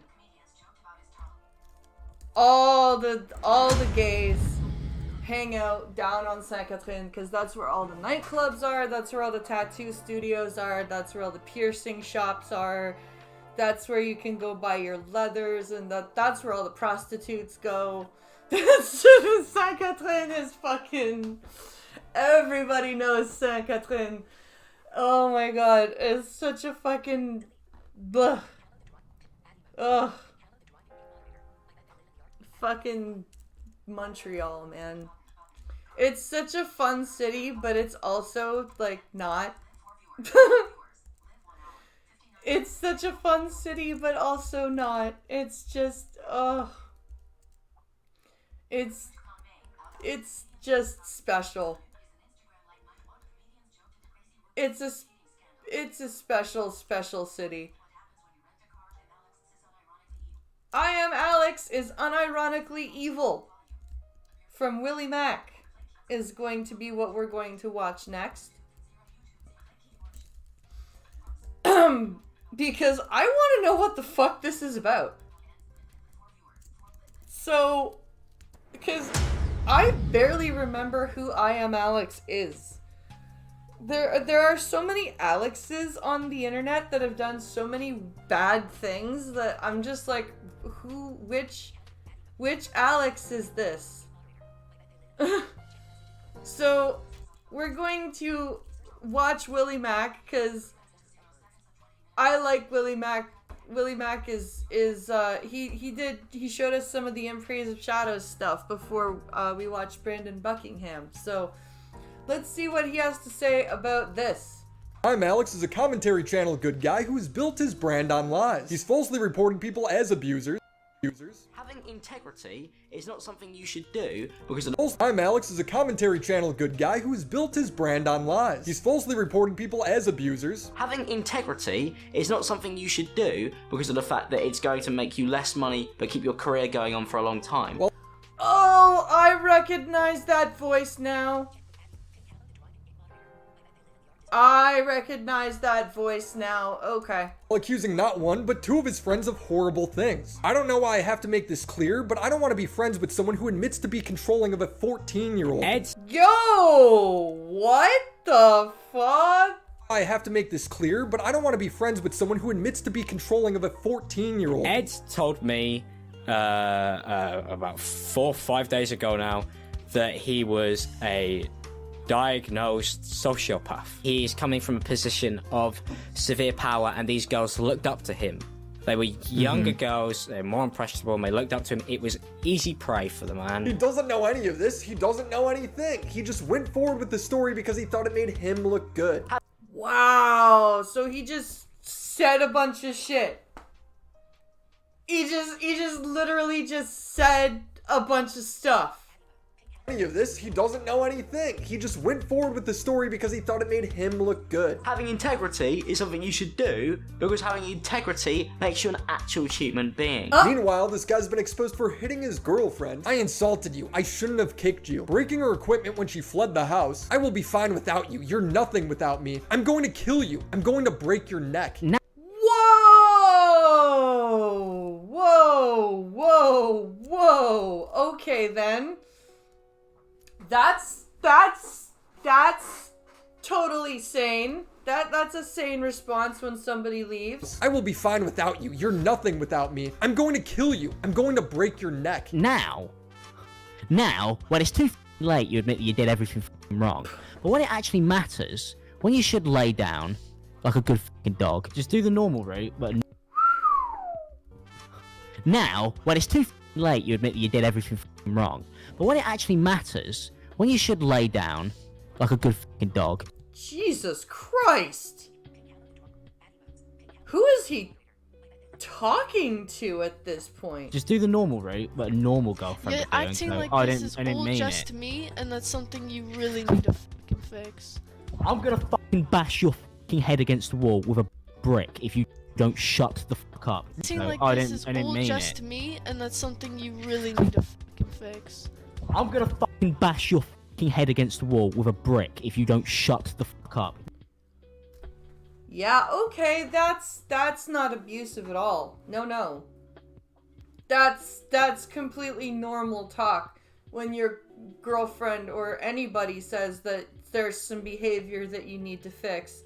Yeah, it's totally normal to tell them that you're going to bash their head against the wall with a brick if they don't stop talking. Okay. Muda put it best when he says it's always the squeaky clean nice guys, I swear. What a weirdo. And when the allegations are going to come out about Alex and his abuse, he threatens to frame his girlfriend as the abuser. If you keep posting things, it's going to be a huge problem. She replies for you, and he insists for us. I have so many mind-numbing conversations with YouTubers where they're like, yeah, but he's my mate. And I'm like, did you read the fucking allegations? Did you read like the 7 TikTok videos that were posted about that?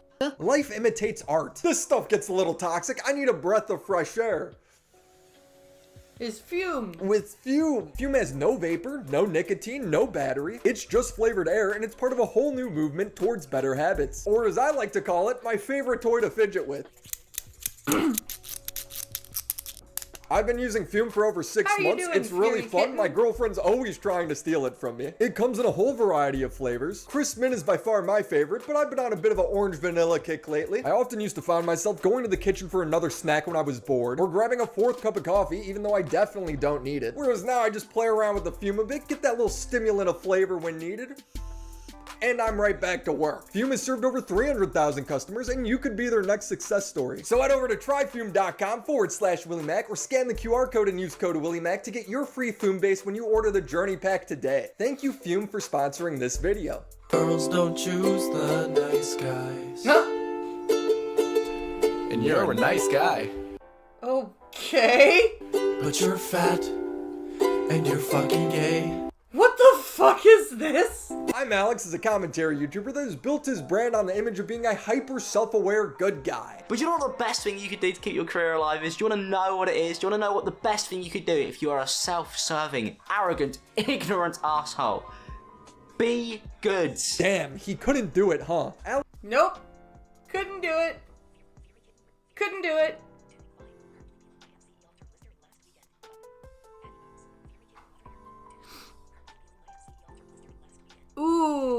that sucks. Alex has had not one, not two, but 3 girlfriends come forward, showing how verbally and even physically abusive he could be. Oh, Where's good, Jest? I'm 3 very angry. I'm girlfriends. going to kick her head in. Might kill her. Might actually kill her. This all stems from Alex's most recent ex, Alice, coming forward. The point of her doc is to show Alex would take small things and turn them into huge arguments. She doesn't want to come over till he's done with work, and he's like, how about you don't come over at all? Please, off. She's Okay. So she's like, no, I don't want to come over till you're finished with your day, with your content, with your work. And he's just like, well, then don't come over at all. Fuck off. Okay, I wouldn't want to come over like if I was recording videos and stuff, I wouldn't invite people over because I'd be like ignoring them. Like, what the says, I'm annoying for saying I still want to see you. He's so mad that he's unironically using caps lock. Permanently. Oh my god. Shut the fuck up. Alex is very passionate about standing up for SA victims. He talks about how 3 to 4 times a year he has to kick friends out of his group for it. So like it's been this thing now. I was talking to Fraser about it the other day. We were like, this is like a recurring theme in our group of friends. Happens like 2 to 3 times a year. Yeah. For the last 2 to 3 times a year, you have friends that you're like, that's it, I don't want to be your friend anymore, because you're essaying people. 3 years. That's mental. Yeah. It should not be like that. What are you saying that people get accused of being racist or pedophiles or just like being generally just like. Why do I have a feeling? Where does that this that's guy not live? true? Is it the Predator neighborhood all the people on Kick are streaming at? I drove 4 freaking hours today for you guys. 4 hours to investigate another pedophile village. Everyone here, for the most part, is a sex offender. What? Down Yes. here? Got it. To investigate another pedophile village. Another one. What the hell is all of this nonsense? Everyone here, for the most part, is a sex offender down Yes. here. Got it. That's not you? I got sex charges, yeah. This time it's Alex's turn to be kicked out of the friend group, with everyone abandoning him. Memulus says, this is one of the worst situations I've ever seen in my life. Wow, out of the 4 years they've known each other, 16 friends they've allegedly kicked out. Alex is apparently the worst case. How? 16 friends they've kicked out of their group for being SA committers.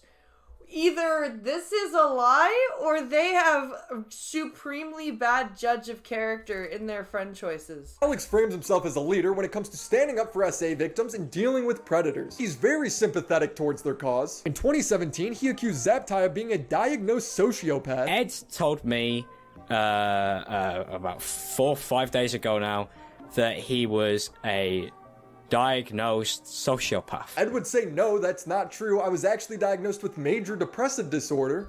Yeah, that's slightly different than sociopathy, but alrighty then. Yes, major depression, sociopathy, potato. Also framed Ed as a pedo when she said she was 17 and Ed was 20. Later, she said she was 16, with Ed breaking up with her a couple weeks after. When we had our conversations, I gave him my Twitter, and my bio had a fake age on it. 17. Then she revealed to have catfished him when she was actually 13. Oh, fuck. That's not okay. Why do teenagers feel it's okay to do this? Why do they, like, I don't understand the whole catfishing thing. What is the whole, I don't get it.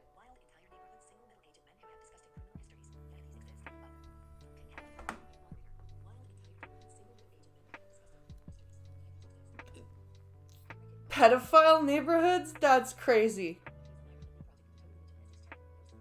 I mean, he is unironically projecting the total image of Essex Chad. Not surprised. No surprise, he is a total knuckle-dragging twat. That's insane that there are pedophile villages. Are you that dense? Zaptai was dating a 13-year-old girl. That's what he got outed for. Apparently, I am that dense, because all evidence points to Ed having no idea that she was younger than 16 years old. They never met, they never exchanged nudes, but that didn't stop Alex from pushing forward these allegations, going after anyone for trying to correct the story. Hey, Tommy C, did you send your dick to underage girls too? No matter what your thoughts are on Zaptai, this was not how to handle it. It was... No. No, and this is crazy. Like, this is unhinged behavior. Like, how can somebody pretend to be such a squeaky clean guy, but then act like this? Was a mess and a story that wouldn't be corrected for another 2 years. Wow. Now, Alex did admit that he didn't handle it well and that he never wanted to take a part in something like it again. So it was hard. It's the hardest thing I'm ever gonna have to do on the platform. And in comparison for how hard it is, because nothing like that is ever gonna happen again. Like, I refuse to allow it. Yeah. I'm never gonna talk about anything like that ever again. Like, it could turn out that somebody raped somebody. You're never gonna get a fucking word out of me. Oh, yeah, okay, sure. It could turn out that somebody raped somebody. You'll never get a word out of me. Sure. Sure.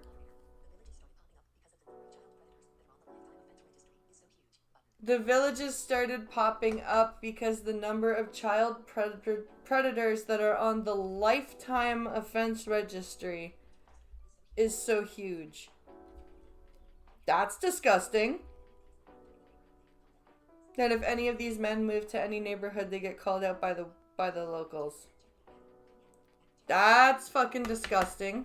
2 years later, in 2019, Alex accused his friend Slazo, using out-of-context messages and jokes to frame him as an SA predator. Slazo would make a video adding in context, proving his innocence. And Alex would double down, saying, "I don't want to be friends with someone who admits to be controlling of a 14-year-old. Slazo was 16, by the way. I don't know why he would word it like that unless... So, a 16-year-old and a 14-year-old, okay, not a big deal. What the fuck, Alex? His intentions are to be as malicious as possible. He'd also make a Twitter video admitting that he knew that Shay was being dishonest about some of the claims. And obviously now Michael's video has come out where he's debunked some of the things that were put in there. First of all, I already knew that some of the screenshots that were used in Chase Twitlonger were jokes. I was very much aware of that. But I never had an issue with that, and I want to make that clear. He doesn't think it's a problem because he wrote it. I didn't know this, but when talking to Blues Dank on stream the other night, he revealed that Alex wrote the draft for Shay's Twitlonger. What the fuck?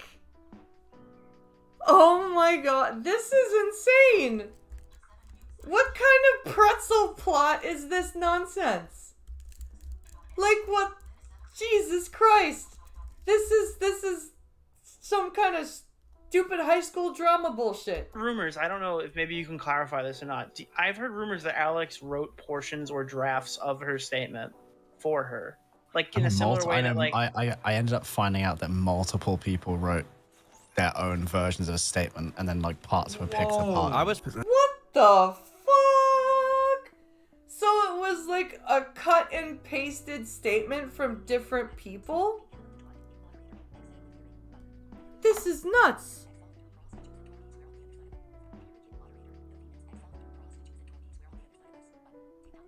That's crazy.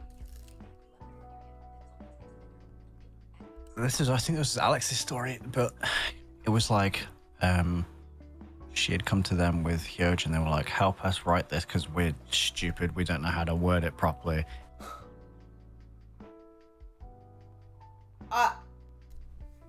I'm kind of lost for words at this point that we have a literal multiple person written statement of allegations towards somebody. In other words, saying, how do we actually manipulate this in the best way possible to fuck this guy over? That's how I originally saw it when they were talking like that. This is from a server. Alex says, look, I reckon we need to try and get this out soon. Want to make sure he can't continue. Whatever makes that happen, I support. Hyojin then replies, with events coming up, I want to make sure no one else associates with them. How crazy is it that Slazo's two biggest accusers, Alex and Hyojin, would then legitimately be accused? Hyojin was accused by her partner for hitting them so hard their head bounced off the wall. Oh, Jesus Christ. She then grabbed a knife and pointed it at them and herself. She went to jail for this. Alex would eventually apologize for the Slazo situation, but then he would go on True Jordy's podcast and act like he was pressured by so many people to do what he did. Oh my god, I'm fucking peer pressured into lying about somebody? Seriously?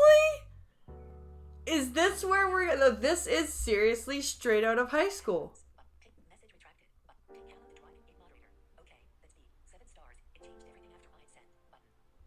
Okay, that's bullshit. it changed Like with everything. the stuff that happened with me, it wasn't just like, oh, my mate got accused of some really terrible things and then like confronted him. It was like, no, 20 other full-time YouTubers went, if you don't go this way, we all think it's this way. Oh, that's bullshit. That is complete bull. 20 other YouTubers told you to do this? No, I'm sorry. So, you know, like you've got to really join in on this side. Like this is the way that it's like this is the way you think it's going to go, and you're not thinking it going, oh man, there's a lot to gain from this. Nobody's ever thinking that, but it's one of those things where when you suddenly have like 20 people call you up, it's like a terrifying experience. It's the same thing he said about the Zaptai allegations. Every DM, every day, every hour. Ed this, Ed that. Ed's your best friend. So wait, every time he fucks up, it's I was pressured into fucking up. Is that what I'm led to believe? Is that really what I'm led to believe here? What are you going to tell these people? What are you going to tell that people? Don't be fooled. He was the one pressuring people behind the scenes, telling them not to apologize. I was one of the people that was like, no, apologizing is a terrible idea. Didn't they say it like it was like a coup? Like if you apologize, then you've cut. Like, Well, I was told I shouldn't apologize because I was getting named a lot, and I was like, well, I feel like I should say sorry for even just the tweet I made. I don't believe he's innocent. I don't think he's innocent at all. Che may not also be innocent and may have hid stuff and used jokes to try and maybe push a certain agenda. But at the same time, the stuff that Michael admitted to is stuff that makes me not want to be friends with somebody who is capable of doing those things, even the things he admitted to. This is and we've actually heard Alex with his own mouth say horrific shit. This is all Slazo admitted to in his relationship when he was 16 years old. I was emotionally unavailable. I didn't give you the support you needed. I was overly focused on certain physical things. I was a controlling asshole, you know? I was a dick, and I'm sorry for that. Alex acts like he cares a lot about SA and the victims. He doesn't. It's only for public perception. While on vacation with his girlfriend, she opens up about her SA, and he demeans her the whole time. Oh, well, that's lovely. That's fucking lovely. His girlfriend's like, hey, I was assaulted. I would like to tell you about it. And he's like, fucking, that's dumb. That's, I don't want to hear that shit. I opened up to him about my SA trauma that I had been through myself. In response to this, he tells me that he doesn't want to know what's been done to me by other guys. I end up leaving into another room crying, I don't want to know what's been done to you by other guys. It makes me feel inferior, knowing that you were assaulted. Don't tell me.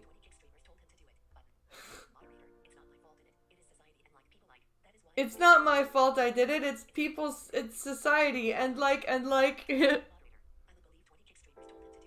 I would believe 20 kick streamers told him to do it. Yeah. Yeah, I'd be with you on that one myself. Oh, Jesus. Okay, we're halfway through this video. I'm gonna do a quick bathroom break, because there's I think there's an ad going on right now. So we're gonna finish. I'm gonna go to the bathroom. We'll be right back to finish this video and do the Code Blue Cam video. So just a moment.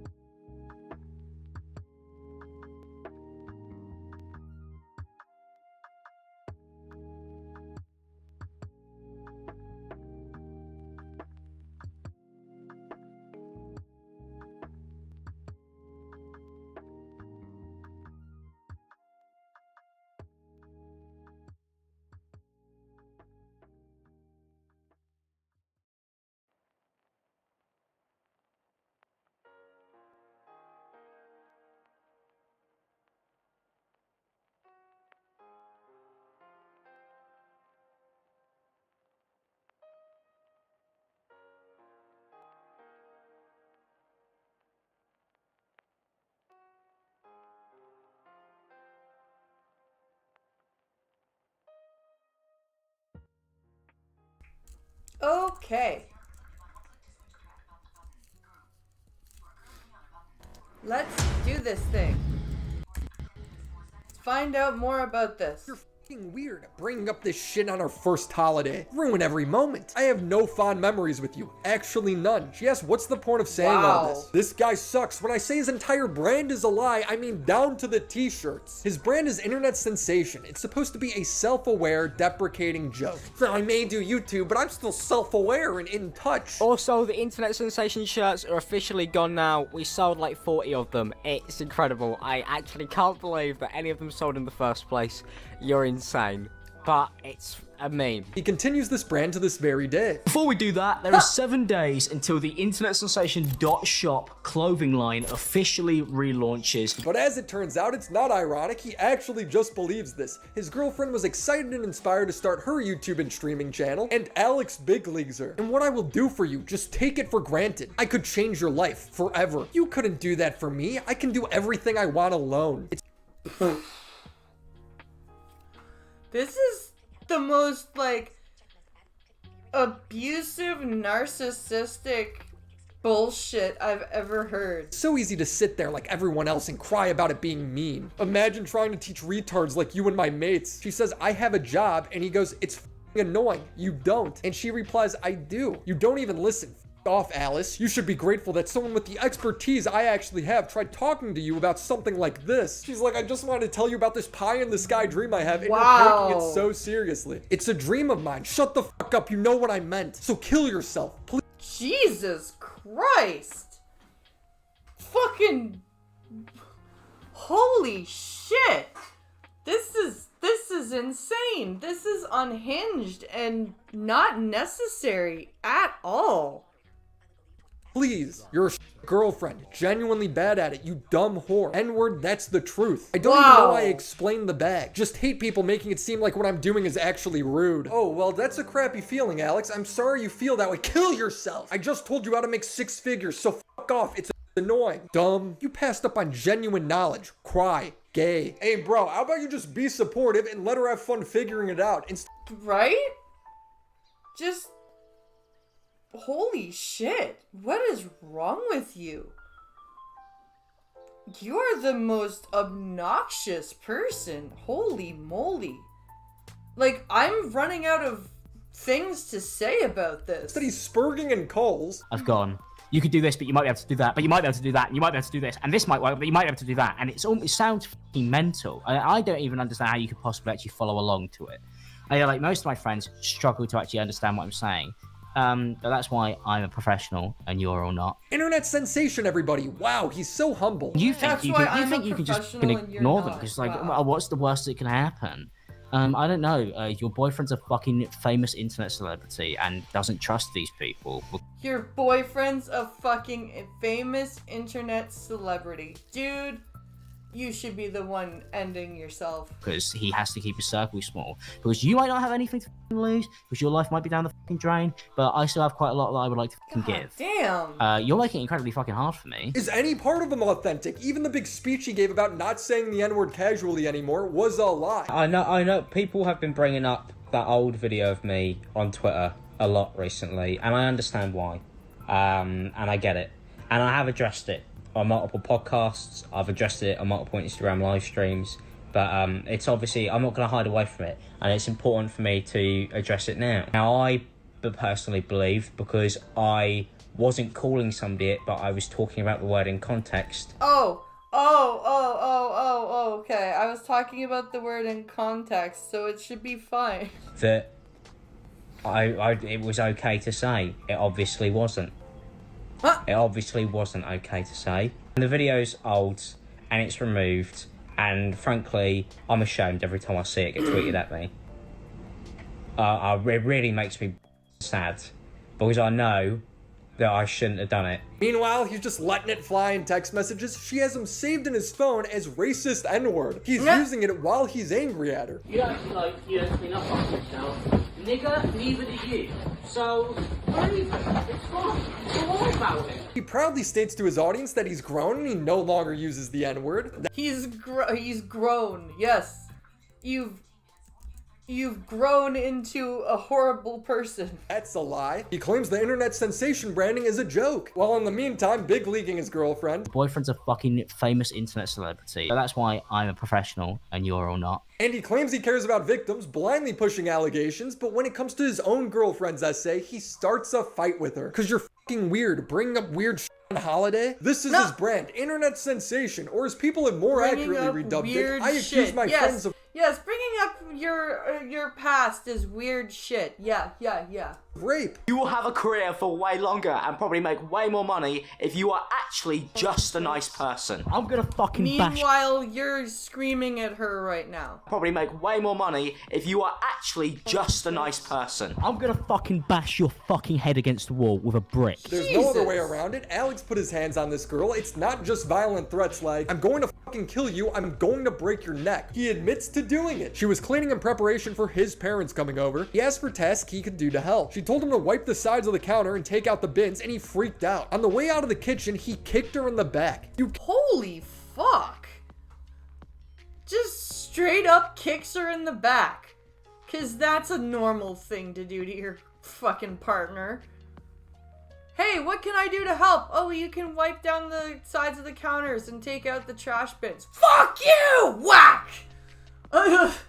Kicked me, and Alex replies, you psychotic freak, I'm not dealing with this. You think what you did in the kitchen was normal? After yesterday, you pulled the same shit, and I told you not to, woman. Later, he'd say, I insulted you. I shouldn't have kicked you. Trying to pull you towards me in an argument was wrong. The pulling allegations comes from Alice saying he pulled her on the floor, put her in a headlock, and covered her mouth while she's screaming at him to get off of her.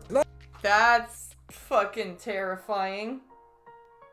Jesus Christ. This guy needs to be, like, in jail. Not enough proof of this, though, so let's stick to what's been confirmed, and that is a kick. What do you think, Alex? Is that fair? Shit annoys me because I have so many mind-numbing conversations with YouTubers where they're like, yeah, but he's my mate. And I'm like, did you read the fucking allegations? Did you read, like, the 7 TikTok videos that were posted about that? And they go, no. And I go, read his DMs. You know, read the fucking DMs, man. Read the fucking DMs. Cool, guilty. After Alice was kicked, she would secretly start a recording, probably for her own safety. Yeah, probably. Because she would need to have evidence if anything happened. And just like Alice stated, Alex is screaming and ranting at her the whole time over a counter needing to be wiped. Like earlier, you're miserable about something like this. All you have to do is say what it is and it's fine. You don't have to, like, you know, clean up after yourself. Nigga, neither do you. See, there he goes with the N-word. There he goes with the N-word again. So, we're even. It's fine. She hardly says 2 words as he follows her around, ranting at her. You don't even want us to pay for any of it. So, who really fucking cares what you have to say? Yeah, sorry I forget about to fucking clean the sides sometimes. I got bigger fish to fry. Alice would break up with him after this, and when she would go back to pick up her stuff, it was all smashed. Oh, of course it was.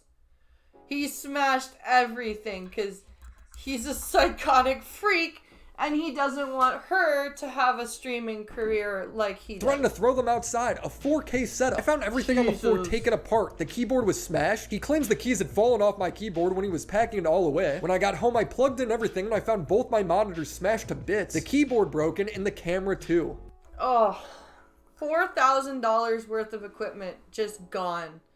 Because he couldn't fucking deal with her breaking up with him. Alex would then try to riz her back by bragging about doing everyday things. Go on, let me cook. The house is clean. I just put out the bins. Hot. Jesus Christ.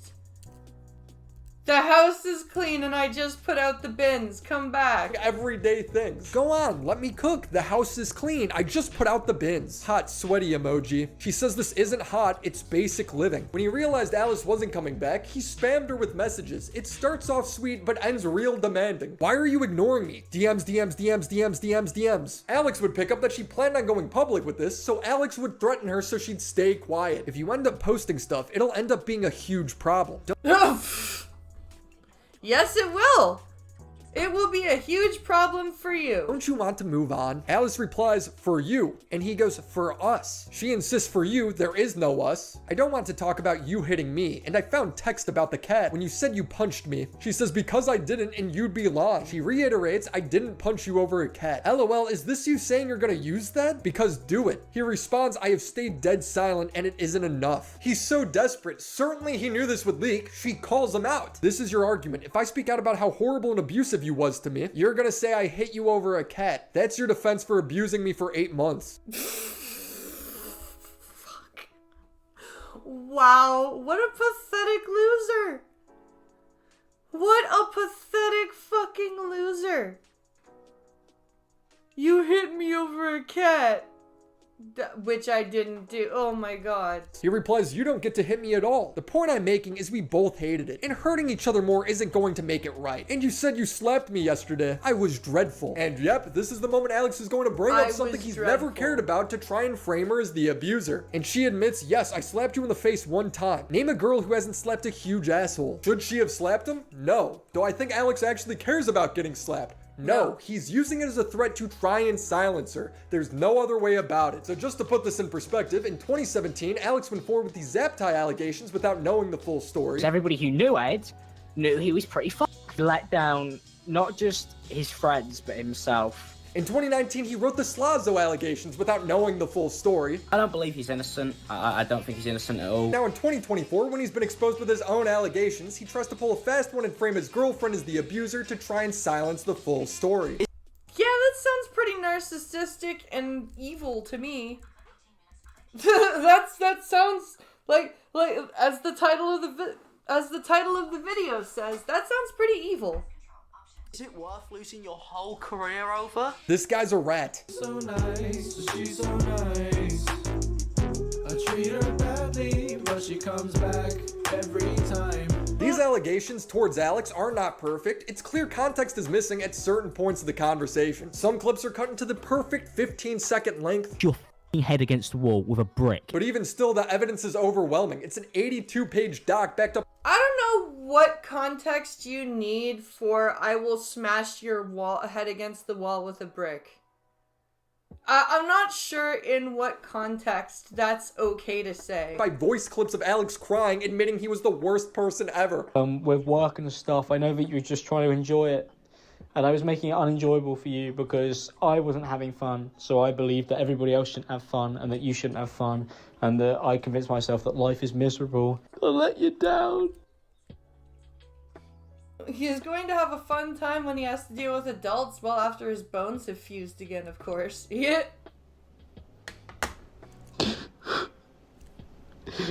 And, I don't deserve to be forgiven. Don't worry, bro, I got you. Everybody's got you. I want to stress that this couldn't have happened to a more deserving person. He's carelessly pushed so many false allegations, so many half stories. If his audience believes that he put Alice in a headlock and held her mouth shut as she screamed, good. If his audience believes Annie when she says he made up the rape portion of the Slazo allegations, good. If his audience believes that Alex is a racist and he convinced Alice into being a racist because they casually said the N-word to each other, good. Because if it was anyone else, Alex wouldn't question a thing. He wouldn't even reach out for comment. I did, because even if he's not innocent, I think hearing both stories matters. But he wouldn't, not even for his friends. So bye-bye, subscribe to the channel, buy a fume, and shout out to the homies over on Patreon. Phoebes, Crimson Glass, Riveter, That is just fucking crazy. Jesus Christ, some of the things that he said are just insane.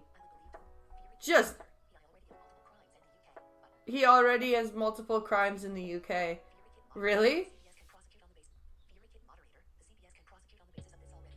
The CPS can prosecute on the basis of this already. Oh shit. That's crazy. Well, good. Good. I hope that there's prosecution. I really do. Because that is just fucking the way that he behaved was just out of pocket. Oh my goodness.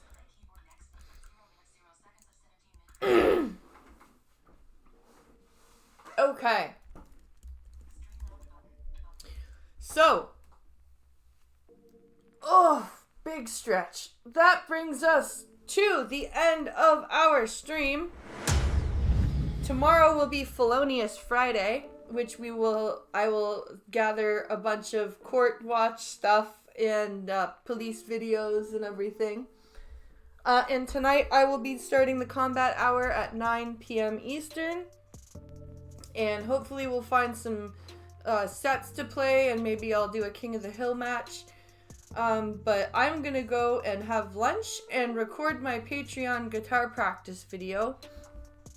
So I hope you guys enjoyed the stream. Thank you guys for watching. I hope you guys have a good rest of your Thursday afternoon, and I will see you tonight on Twitch for the combat hour.